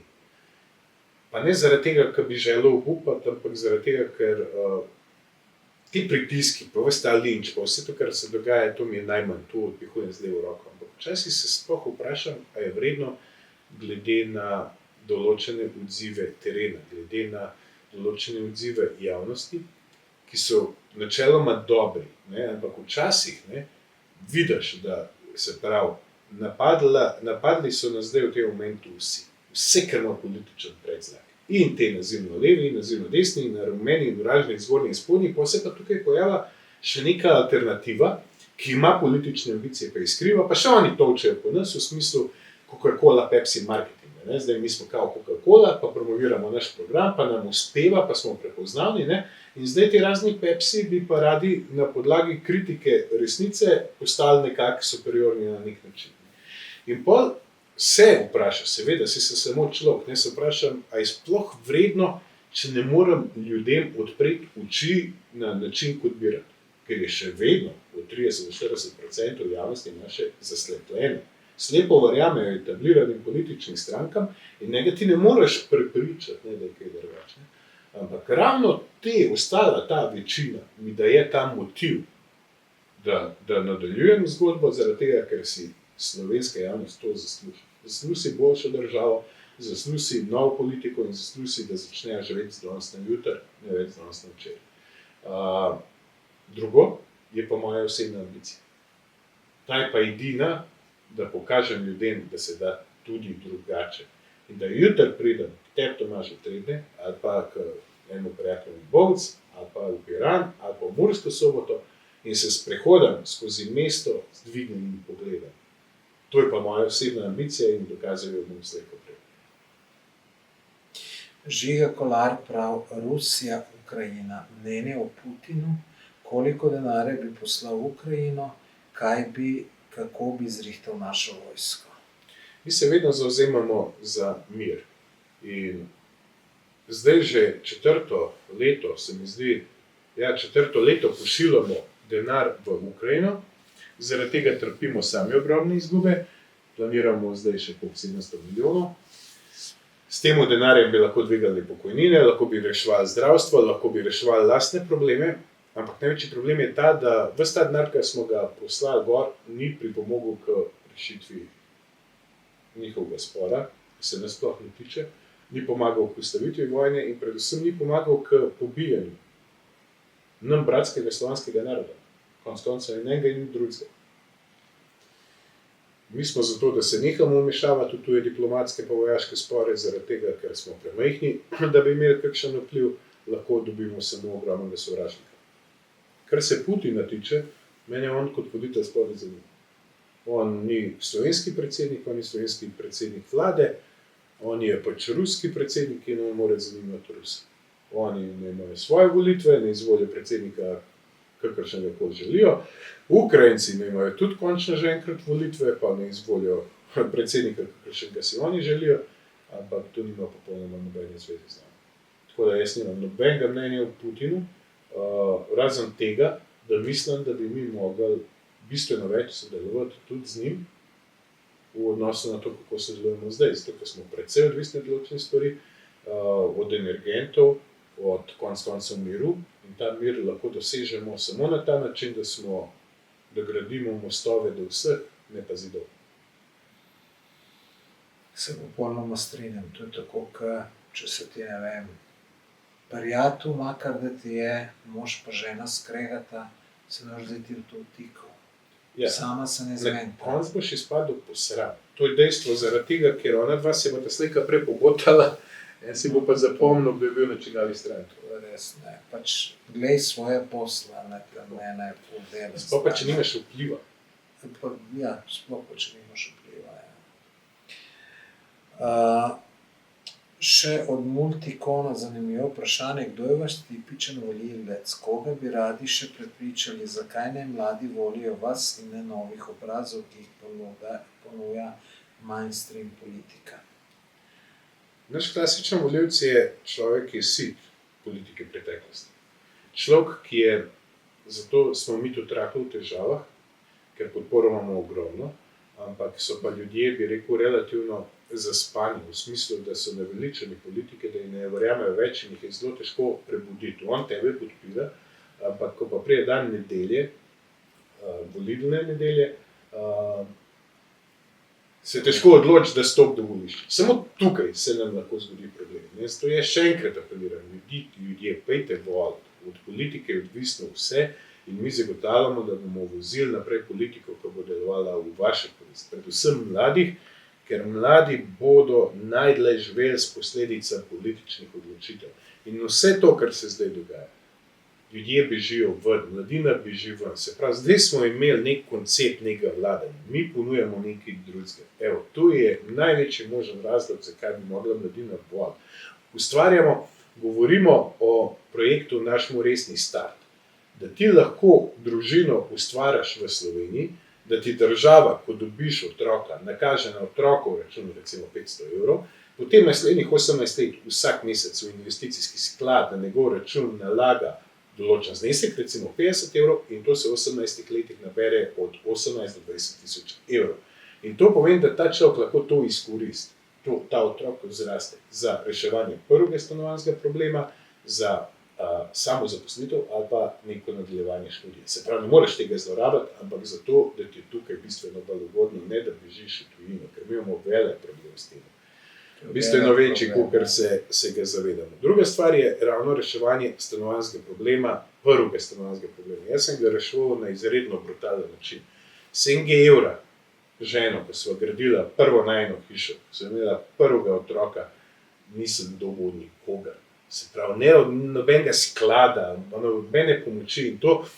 Spomnim se, da je bila možnost pridobitve za reševanje prvega stanovanjskega problema, je bil nek manjši znesek, ki ga je po moje ponujalo neko ministrstvo. Zdaj, ne me držati za besedo, ali je bila celo občina, se ne vem, nek razpis je bil, to je bilo leta 2011.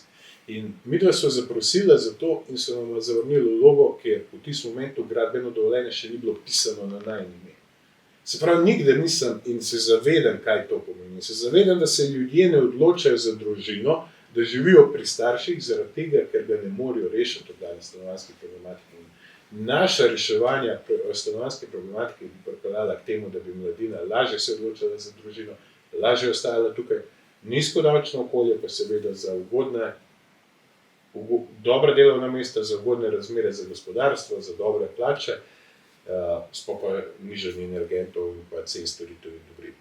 Tako da, ogromno je teh razlogov, zakaj bi ljudje volili za nas, dejansko ne prepričujemo in se tega tudi zavedamo. Kvečemo tudi provociramo, bi rekel, to zaslopljeno volilno telo, ki pripada drugim strankam, po drugi strani pa vsi vemo, da obstaja velika večina ljudi, se pravi več kot 60%, ki jih je samo treba animirati, da grejo voliti. No, to je zanimivo. Jaz, ko sem objavil na Facebooku, da bom imel pač pogovore z politiki, je več kot pol ljudi napisalo, pa to je brez veze, ne sejti politike, politika je grda. Ampak ljudje oni se ne zavedajo, da politika jim kroji življenje. Politika jim kroji, ali bojo živeli boljše, ali bojo živeli slabše.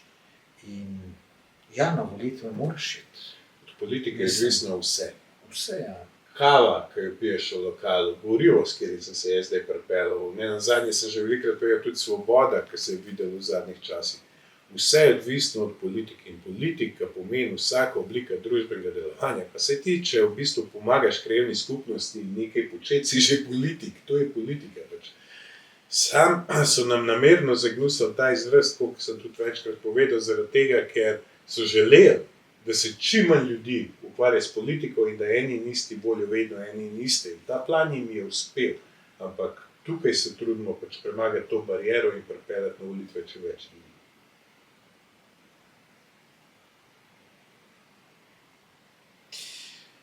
Slow muzika sprašuje, kako to, da je bil med protivladnimi protesti, na katere je pozival 5. oktobra 2021 v Aleji v Šiški, zakaj ni bil med protestniki?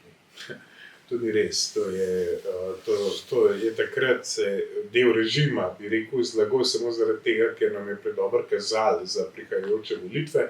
Bilo je treba odpreti vrata Golobu in so potem razne etikete padale v takih neumnosti. Kdor se spomne, obstajajo to tudi posnetki, jaz sem dejansko takrat bil, pa tudi to je bila kršitev zakona, kjer jo priznavam, pa pravzaprav jaz mislim, da včasih storiti kakšen prekršek v obrambi pred velikimi kaznivimi dejanji, da tu greha pravzaprav ni. In obstajajo posnetki, da sem jaz takrat bil z ljudmi na avtocesti. Je pa res, da se je zgodilo to, da sem bil vmes obveščen, da se je pripravila določena organizirana skupina mobilne kriminalistične službe, ki me na vsak način hočejo prijeti med ljudmi in to na nek tak grob način, zato da bi vsem ostalim pokazali, kaj se bo zgodilo, če bo še lahko ali pa upal razmišljati proti režimu. In jaz sem povedal, in to sem tudi v videih milijonkrat že povedal prej, ob pozivih na vse te proteste in podobno, sem jasno ljudem dal vedeti, da nikdar ne bom pustil, da me aretirajo, predvsem pa ne na grob način med ljudmi. Ker vem, kaj se hotel povzročati, negativen odziv javnosti, pretepe, tretje, na koncu bi jaz izpadel kot nekdo, ki je povzročil take nerede. In jaz sem se takrat usedel v avto, zapeljal domov, pred domom me je čakala skupina teh zamaskiranih mobilnih kriminalistov, na kar sem rekel tudi tamle, ne boste pred otroci me aretirati, ampak sem se zapeljal v radne prostore policijske postaje Kranj, ker mi je bilo takoj odrejeno nezakonito pridržanje, ker je bilo na koncu tudi ugotovljeno. No, ti, ki si bil policist, zakaj imate policisti pa zakaj imate take grde fore? Jaz sem bil kazensko vajen zaradi rasne diskriminacije, ker Romu nisem pustil diskoteko, ko sem bil sranje delal. So prišli zjutraj mi na dom, ravno takrat, ko so ljudje hmaš hodili v nedeljo. Zato, da bo vsi videli, da so vsi govorili, spet je bilo nekaj narobe, policija je bilo prnemo za marico. Ne vem, iskreno, se pravi, jaz sem to že velikokrat povedal, sicer mi je čudno, da me vsi sprašujejo te policije, glede na to, da je bilo to dolgo let nazaj, pa vmes sem delal bistveno bolj zanimive poklice. Postavili smo recimo najdaljši zipline v Sloveniji, v Črni na Koroškem, to bi bilo recimo zanimivo, da me kdo kaj. Olympline. Ja. A kaj si bil zraven? Jaz sem ga delal, pa prvi človek sem ga se izpustil po njemu. Jaz sem se tudi. No, jaz sem pol kasneje. Ti si se pol bistveno bolj varni sceni. Ampak tukaj je bilo enega dela v moji preteklosti, pa tukaj zaposlitev, pa tukaj nekih iskanj samega sebe in v gospodarstvu in vse posod, ampak vsi se samo držijo te policije, ki pijem plota.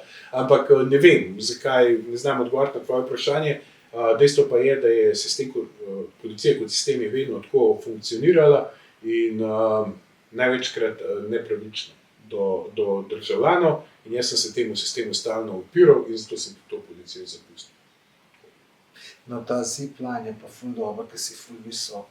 Ja, zdaj se ne spomnim, da se jaz mislim, da preseže najvišja točka 200 metrov, koliko je 200 sigurno. Ja, čez kilometer je dolg. Takrat je bil to najdaljši in tako imeli smo še ene hude pripetije.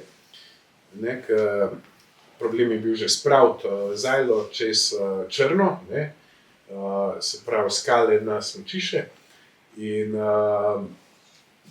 z dronom smo peljali nit, ki je potegnila pol to zajlo in pol smo ta večer, jaz ne upam, da mi ne bo zameril, investitor, ampak to je bilo res, pa to takrat so tudi pa novinarji nekako reagirali. Ampak v Boban smo upeli to zajlo, pomagal nam je en človek, ki je imel velike izkušnje z žičnicami na eno veliko slovenskem smučišču. In mi smo to naredili. In pa smo bili tako veseli, da smo šli pa na pivo ali pa 2 ali pa 3, se ni važno, ne? In pa naslednji dan zjutraj, ko smo prišli, je ta Boban popustil in je zajla padla, ne, elektrovode, hiše, no vse živo, sicer, hvala Bogu, se meni nič ni zgodil, pa ni bila tudi naša krivda, ampak je bil splet okoliščin tak, tako da smo pa na novo spet isto zajlo vrlekali in to je hudičevo težko delo, ne, se pa ti moraš take škripce, kude najdete, da motorne, da taka stvar vleče vrno, ampak sem bil pa, zdaj ne vem, ali sem bil jaz točen prvi človek, ki se je spustil po tej zajli, ali pa je bil en moj prijatelj Žan. Ampak definitivno sem bil pa med prvim na begu. No, super, mi je zelo všeč ta zikla. In tudi tam Koroška, lepi Pa kraj. in kup smo še postavili, tako po svetu, po Franciji, po Jamajka. Ja. Tako da v Makedoniji, v Skopju smo naredili ogromen adrenalinski park in to v času tistih covid ukrepov. 9 fantov nas je šlo in takrat je bil po mojem premijer Zoran Zajev in on je takrat omogočil posebno dovoljenje, da smo stopili v državo in smo bili pa v Skopju 14 dni. V Toulouse, v Francosku smo bili 5 tednov, smo res naredili en tak ogromen. Na Starem vrhu je odličen, recimo, adrenalinski park, ki smo ga tako na en kup tega. Ne. Tako da ta višinski del mi je bil vedno top, pa tudi dejansko me je privlačila ta malo, bi rekel, adrenalin z ogromnim zaslužkom.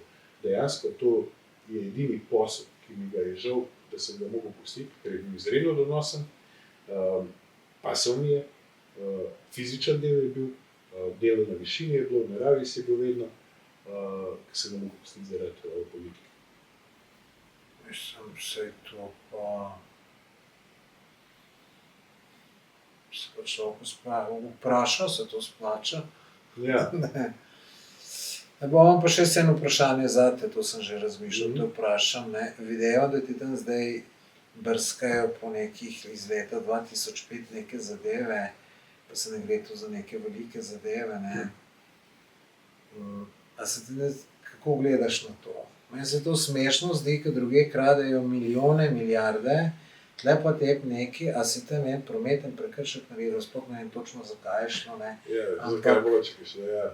Za materialno škodo, za katero sem jesil, ne, se pravi, v bistvu nič kaj takega, pa tudi temu so oni pa rekli, kao nekaj, da sem pa tu pretentati zavarovalnic, v bistvu mi zavarovalnic ta denar dala, ne, zato ker se pač pol ugotovil, da iz tega ni nič. Ampak ja, 2 stvari sta tukaj, ne, prva stvar je ta, ne, zakaj sploh prihaja do tega javnega linča, ne.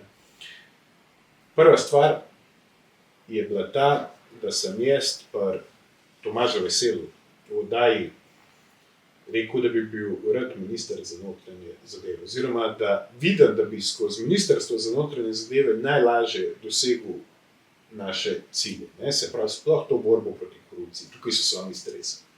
Vejo, če bo resnica prevzela ministrstvo za notranje zadeve, da bojo šle barabe sedeti. Ne glede na to, kdo si, kako ti je ime, odkod izhajaš, del katere stranke si, pa katerega sistema. Druga stvar se je zgodila, ko smo Golobu dali 2, da nočemo z njim na kosilo. In on je jasno povedal ljudem, ki jih jaz poznam, ok, zavrnil je kosil, ampak mu ga bomo mi skuhali. In ga je skuhal. Ampak je bil bistveno bolj okusen, kot si je on sploh predstavil. Tretja stvar je bila pa tista famozna anketa na RTV Slovenija, kjer so prikazali viseči parlament in nas na sredini kot tehtanci. Ja, in takrat se je začelo. Pop TV je pač dobil določen denar tam prek Telekoma za neko transmisijo, oni so pač njih poklicali, tako je Linčet Stevanovića, in oni so šli potem vsako mojo sekundo življenja pregledati. In jaz sem prekleto ponosen. V celi moji zgodovini so oni najdeli 2 denarne kazni. Jaz nikoli nisem rekel, da sem svetnik. Ko rab svetnika ne gre od sebe. Mislim pa, kdo je brez greha. No, ok. Nikoli pa nisem govoril o tem, da nisem obsojen, da ni bilo nekaj, da se ni zgodilo. Vedno celo nasprotno trdim, da sem kaj ena pika polonica, ki ima kakšno črno piko, ampak prinaša srečo.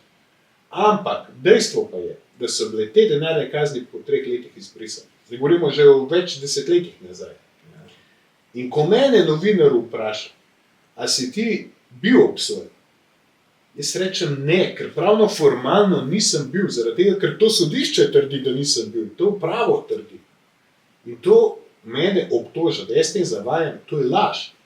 Se pravi, Pop TV se je šel zaradi denarja 4-krat zlagati v enemu prispevku. Zdaj za eno stvar so se upravičili, to so oni brake na oni konvenciji, so rekli, kao vse, kar smo navedeli, je laž, ampak so to naredili na šepetajoč način. Ko je bilo treba to naznaniti, je bilo pompozno. 19:01 na 24 ur, vse že. Zdaj, ko se je bilo pa treba upravičiti, pa priznati laž, samo popravili so stari član, ki ga Ben več verjetno nikoli ne bo pogledal. Druga stvar. Leta 2001 se je na postaji železniške policije zgodil en incident.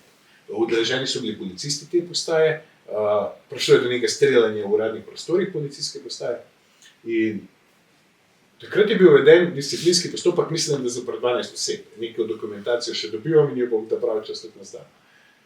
Od teh 12 policistov, ki so bili v disciplinski postopek, sem bil edini jaz, ker tam fizično sploh ni bilo, jaz bi mogoče bil zraven v tej težavi, v tem problemu, glede na to, da sem bil 18 let zdaj. Ampak me takrat sploh ni bilo zraven in sem bil edini, pri katerega se je pač postopek ustavil, ker mi ni bilo zraven in so me vprašali, kam ti hočeš iti delati. In glede na to, da sem jaz vedno želel iti blizu doma, tako kot čisto vsak človek, ki dela, sploh Štajerci, Dolenjci, Prekmurci, ki so delali v Ljubljani, jaz sem napisal v roku 18 mesecev več kot 30 prošenj, da me dajo bližji, zaradi kadrovske problematike v Ljubljani, pa kadrovske prezasedenosti na Gorenjskem, tega niso naredili, pa so pa rekli, ok, klej nisi kriv, nagradno te premestim. In gre Pop TV reči, da jaz lažem, tako sem rekel, da je nagradno. Valjda se ne obstaja dikcija po zakonu nagradno pa kazensko premestitev, ampak se točno ve, zakaj v tistem primeru šlo. Druga laž. Tretja laž je bila tak, o kateri sem zdaj govoril. Jaz rečem človeku, ja, bila mi izrečena denarna kazen, ampak, ne vem, 2000, 2003, se ni važno, ampak sodišče trdi in pravno formalno je bila izbrisana, kar pomeni, da nikoli nisem bil obsojen. To ni laž, to je pravno dejstvo. In če mi ti rečeš, da jaz zavajam, ti laž.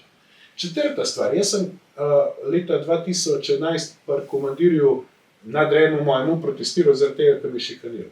In on se je odločil, da sem jaz s tem kršil neko delovno zakonodajo. Samo protestiral sem se, v bistvu zakaj me zabava že 5 let, ne vem. Ne? In on je rekel, da je to dovolj za odpovedni razlog. Ok, gremo na sodišče in na sodišču oni to razveljavljajo, da se ne odpravijo, nadomestijo, razveljavljajo, kot da se ni nikoli zgodilo. In če me ti vprašaš, ali se je to zgodilo, pravno formalno se ni zgodilo, če je sodišče razveljavljalo. In ti greš delati prispevek, da jaz lažem. Se pravi, Pop TV je tukaj izgubil popolnoma vso kredibilnost. Izpadali so največji lažnivci. Ampak ne lažnivci zato, da bi samo nekoga javno linčali, ampak zato, ker so prejeli denar. To je najbolj gnusna oblika prostitucije.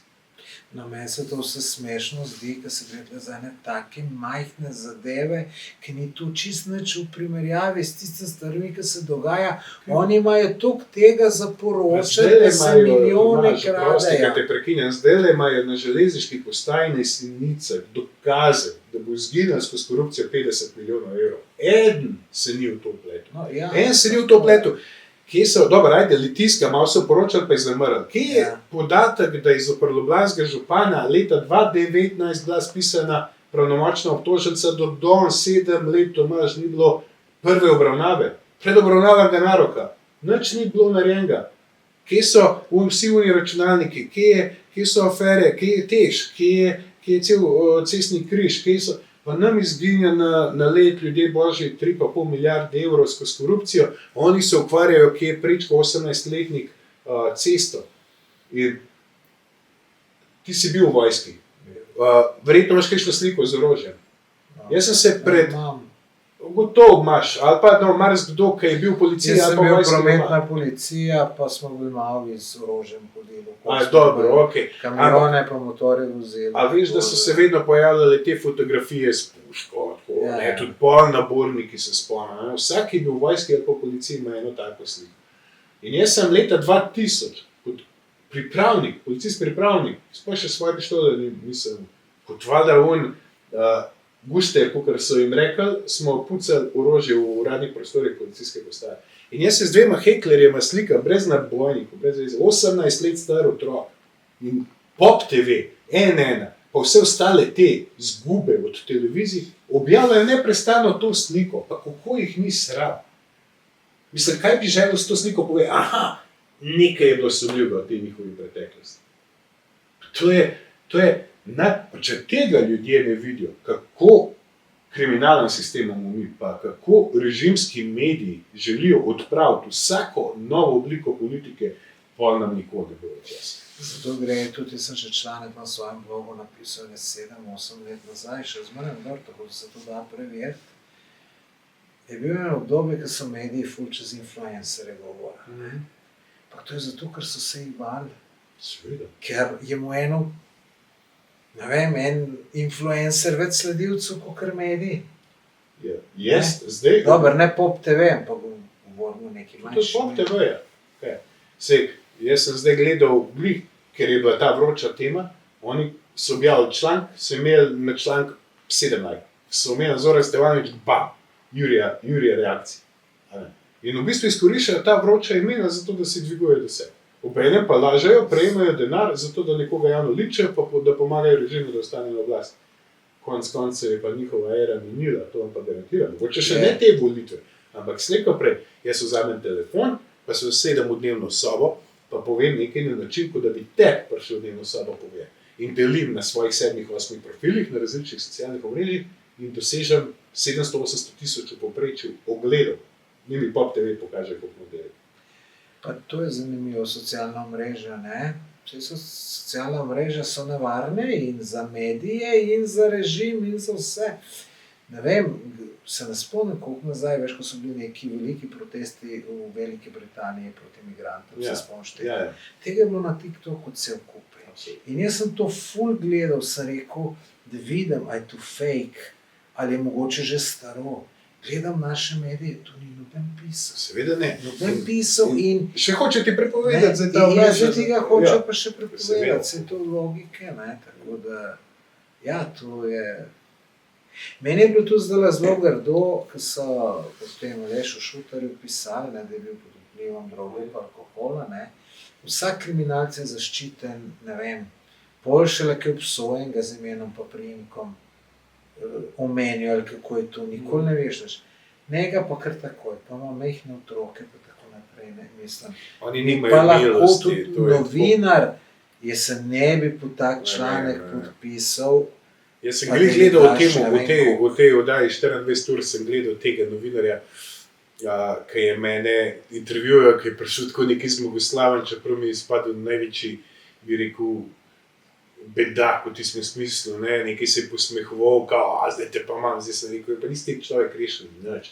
Ti deluješ za enega lastnika, ki je prejel denar za to, da enega javno linče in se deluješ v celi tej zgodbi, ne. In greš toliko daleč, da se igraš z življenji ljudi, tako kot si ti rekel. Pazite, oni so 2 človeka videli na naši prireditvi, kamor je mu dostop vsak. Lahko bi bil tam res en morilc, lahko bi bil ne vem kdo, vsak je mu dostop in tam najdejo 2 človeka in od njih vržejo najslabš ven. Jaz sem se pozvonil, kdo so ti sploh ljudje, preveril sem jih, šel sem gledati, zato ker je bila to vroča tema.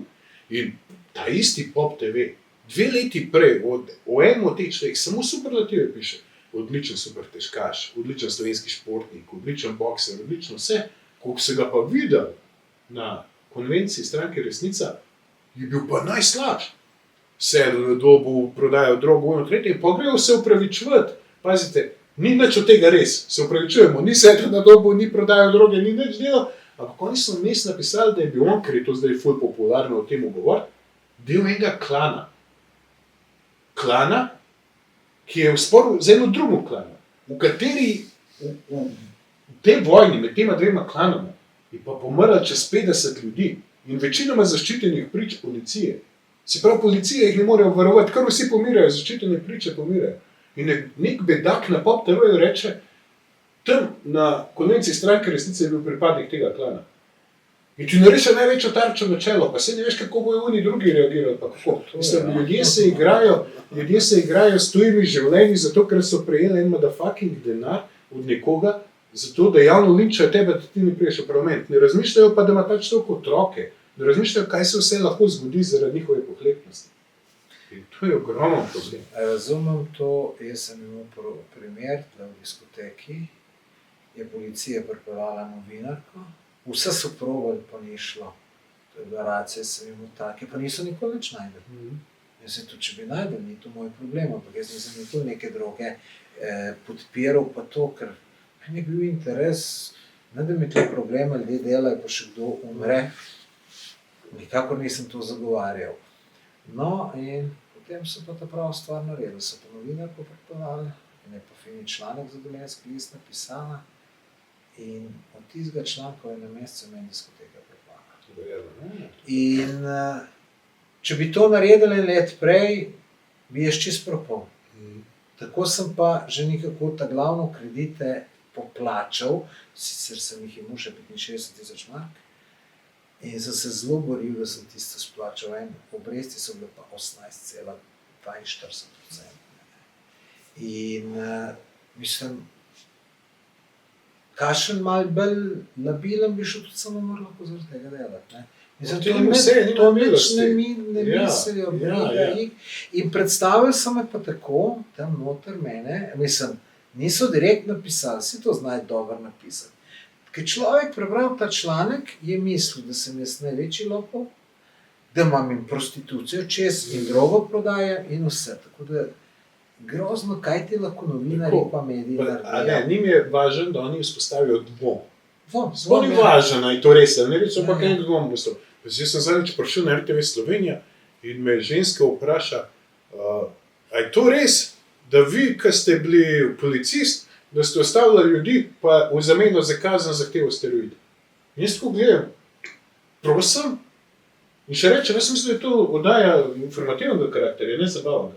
Si ti predstavljaš, da policist tebe ustav, pa mislim, to kombinacijo si prav izmisliti, policist te ustav in ti reče, ok, ne prepet si bil z varnostnim pasom, ampak ne rabiš kazni plačati, da mi steroide.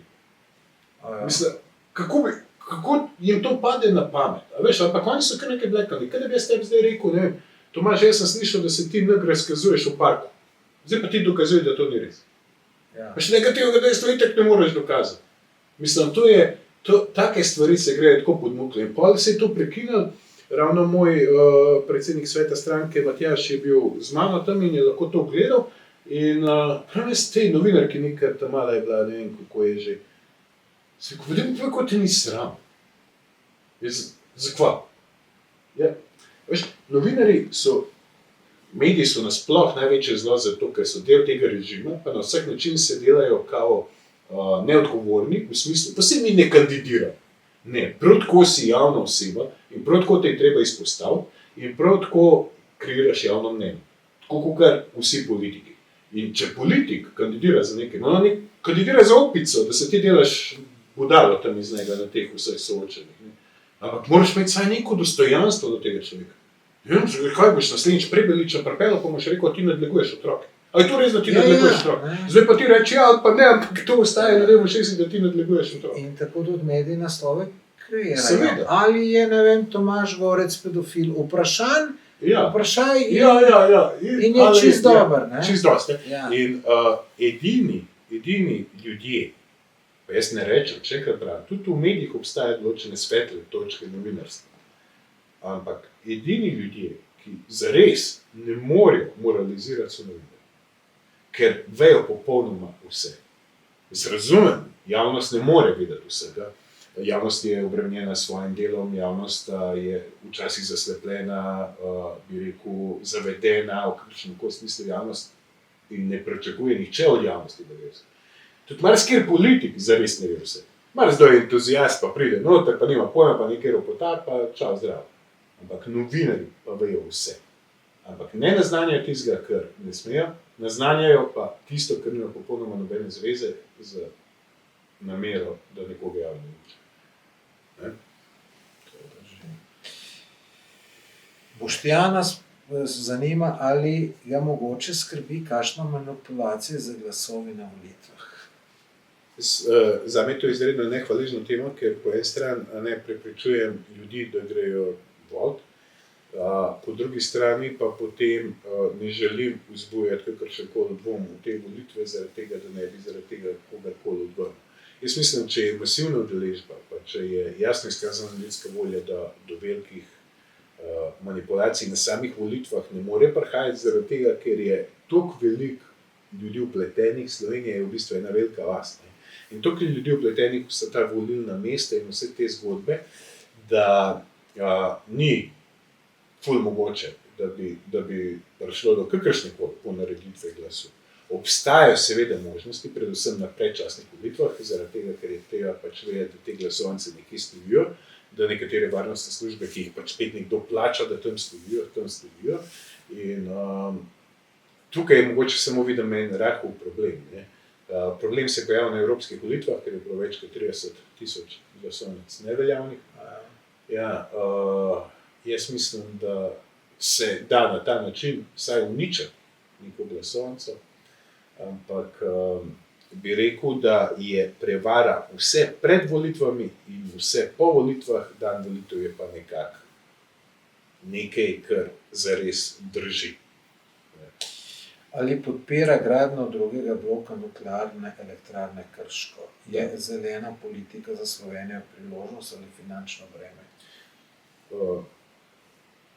Zelena politika, kakršno jo gledamo po Evropi, se je že izkazala v marsikateri državi samo za finančno breme in za degradacijo okolja in za uničevanje lastnega gospodarstva.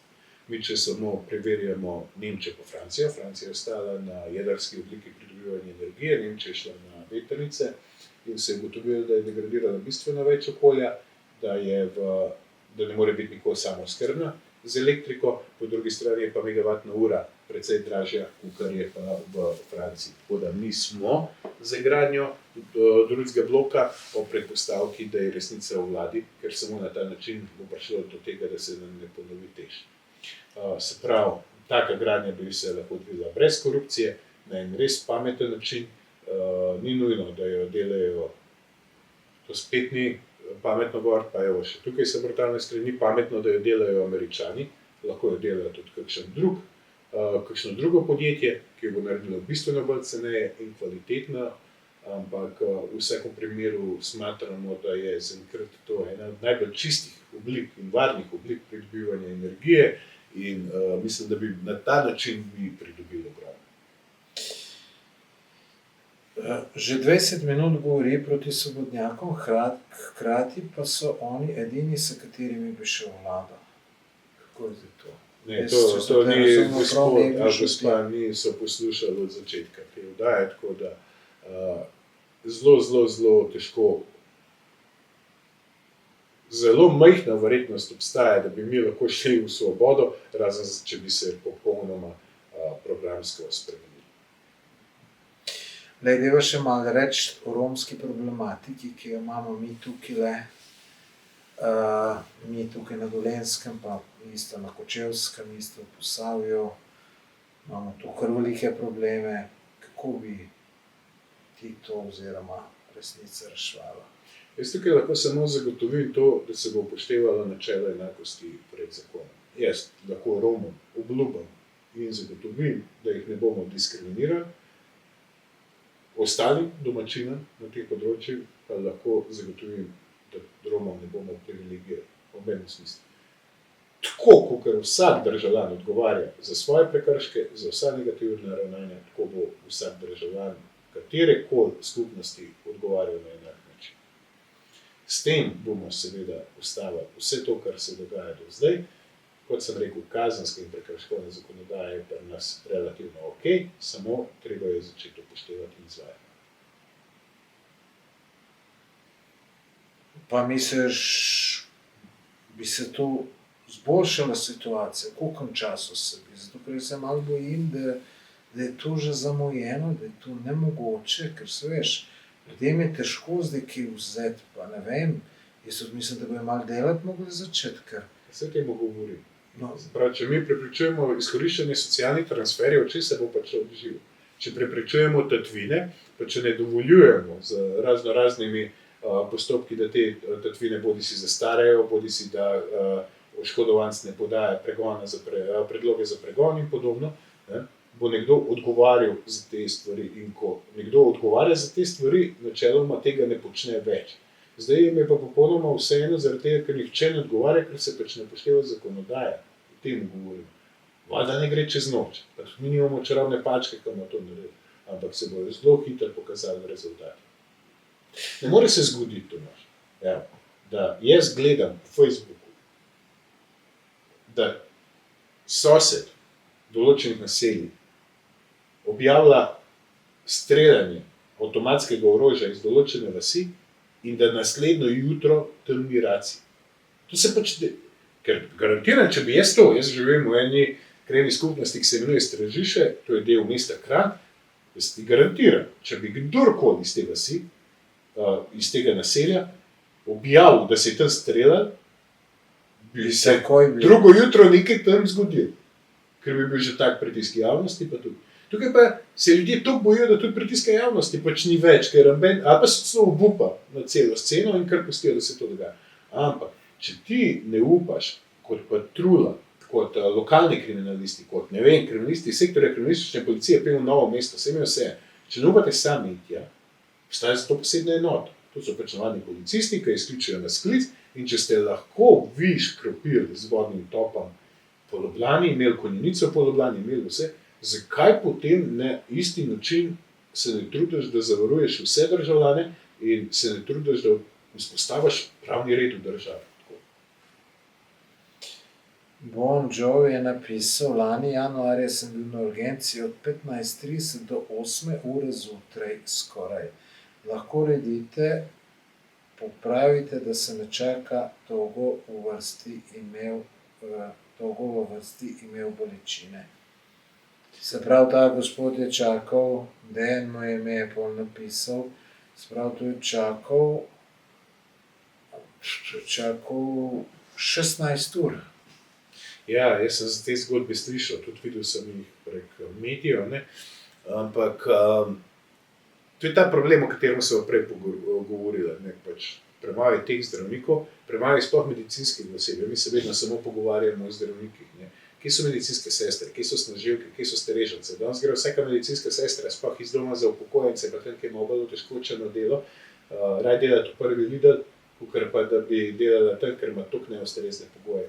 In tem ljudem je treba pač omogočiti neko dostojno plačo, neke dobre pogoje in jih ohraniti v zdravstvu, da to delajo. Se pravi, vedno, ko bomo delali na strani te ponudbe, tudi zdravstvenih storitev, bo povpraševanje zadovoljeno. Takrat se zmanjša čakalne vrste, takrat se zmanjša vse. Ker danes na urgenco v veliki meri res hodijo ljudje, ki mogoče sploh nimajo urgentnega to primera, ampak hodijo zaradi tega, ker ne morejo priti na vrsto pri svojem zdravniku. In tukaj smo mi že dali, prej sem želel to še povedati, smo dali zagotovilo. A veš, kaj je ta euforija bila okrog teh 30 dneh do specialista. Ampak to je dejansko možno. Ampak ne na tak način, kot so oni obljubljali, ker to pač nikoli niso znali, niti mogli, niti želeli narediti. Ampak vkolikor, prej ko so govorili, ti daješ v javno blagajno in iz javne blagajne potem lahko črpa sredstva. In vkolikor ti v 30 dneh ne zagotovijo zdravstvene storitve iz naslova, to je prvi ukrep, ki bi prešel v ta sistem, ki ga mi ponujemo. V 30 dneh ne dobiš pri javnem, državnem, zdaj v tem momentu zdravstvu, storitve in greš lahko iskati iz zasebniku, takoj prvi dan po preteku 30 dneh, s tem, da bo financirano iz javnega denarja. Pošteno. Pošteno, zelo pošteno.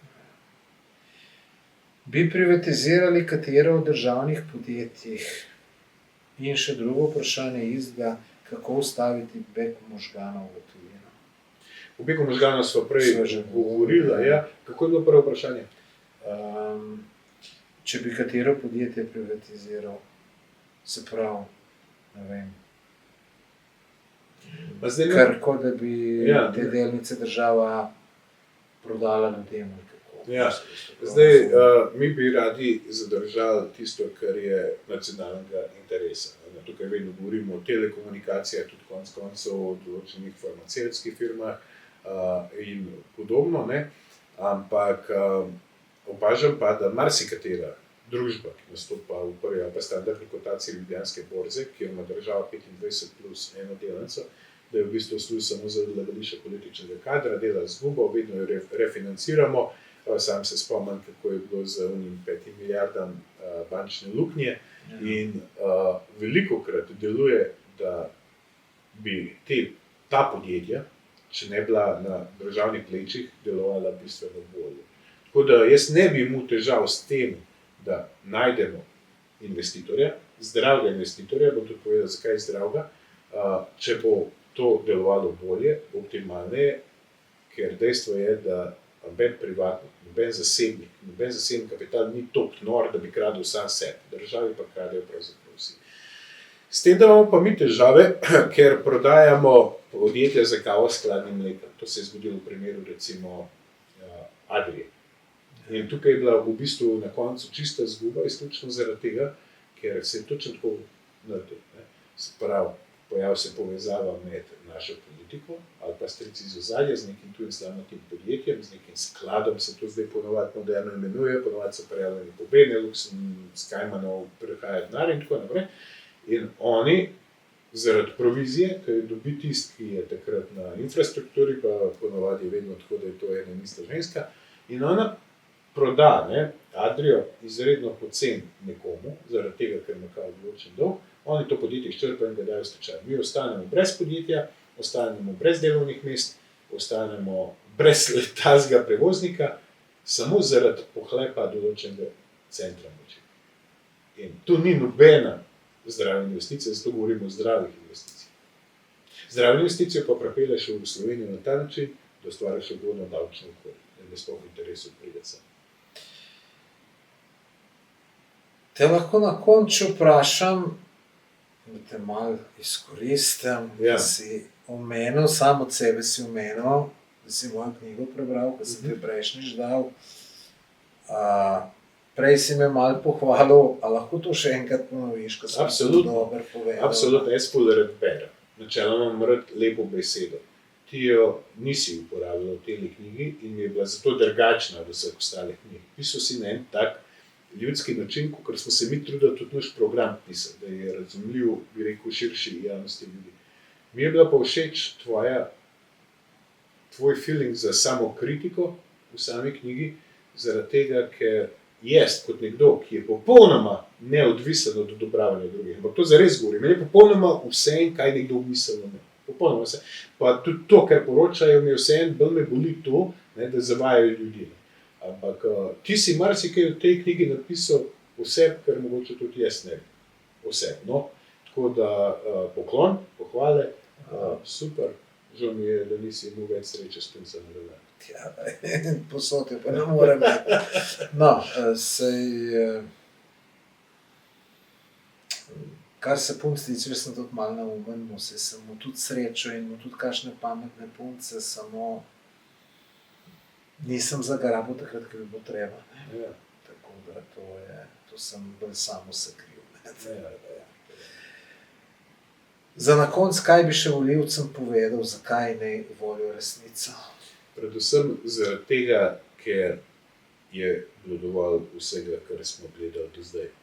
Če imaš starše, če imaš stare starše, če imaš otroke ali pa če jih planiraš, vsaj razmišljaj o drugih, če ne že vse. Se pravi, pojdi volit, ustvari nekaj dobrega za nekoga. Najhujša oblika nepismenosti je politična nepismenost. Ti, če ne znaš brati, si v resnici nevaren samo sebi. Če si pa politično nepismen, si pa nevaren še vsem okrog sebi. Razumem, da te ne zanima. Razumem tudi ta egocentrizem v smislu, jaz sem samo pomemben za družbo, me ne zanima, ampak imej vsaj rad toliko ljudi okrog sebe, da greš volit zaradi njih in voliš najboljšo opcijo. Popolnoma jasno je pa že vsakmo, kakor toliko razgledanem človeku, kjer to opcija je. Super. Hvala, Zoran. Jaz ti želim veliko uspeha na volitvah. Res hvala, ker si prišel, cenim to že drugič. Časovno si se mi prilagodil, ker tole je smisel v živo, da smo malo bolj zvečer, ker dopoldne to poznam zdaj algoritme, da vem, kdaj je treba to delati, tako da sem res hvaležen, tako da res hvala. Hvala tebi za povabilo, pa vsem gledalkam in gledalcem. Ja, pa upam, da se še kdaj vidimo. Z veseljem. Ja.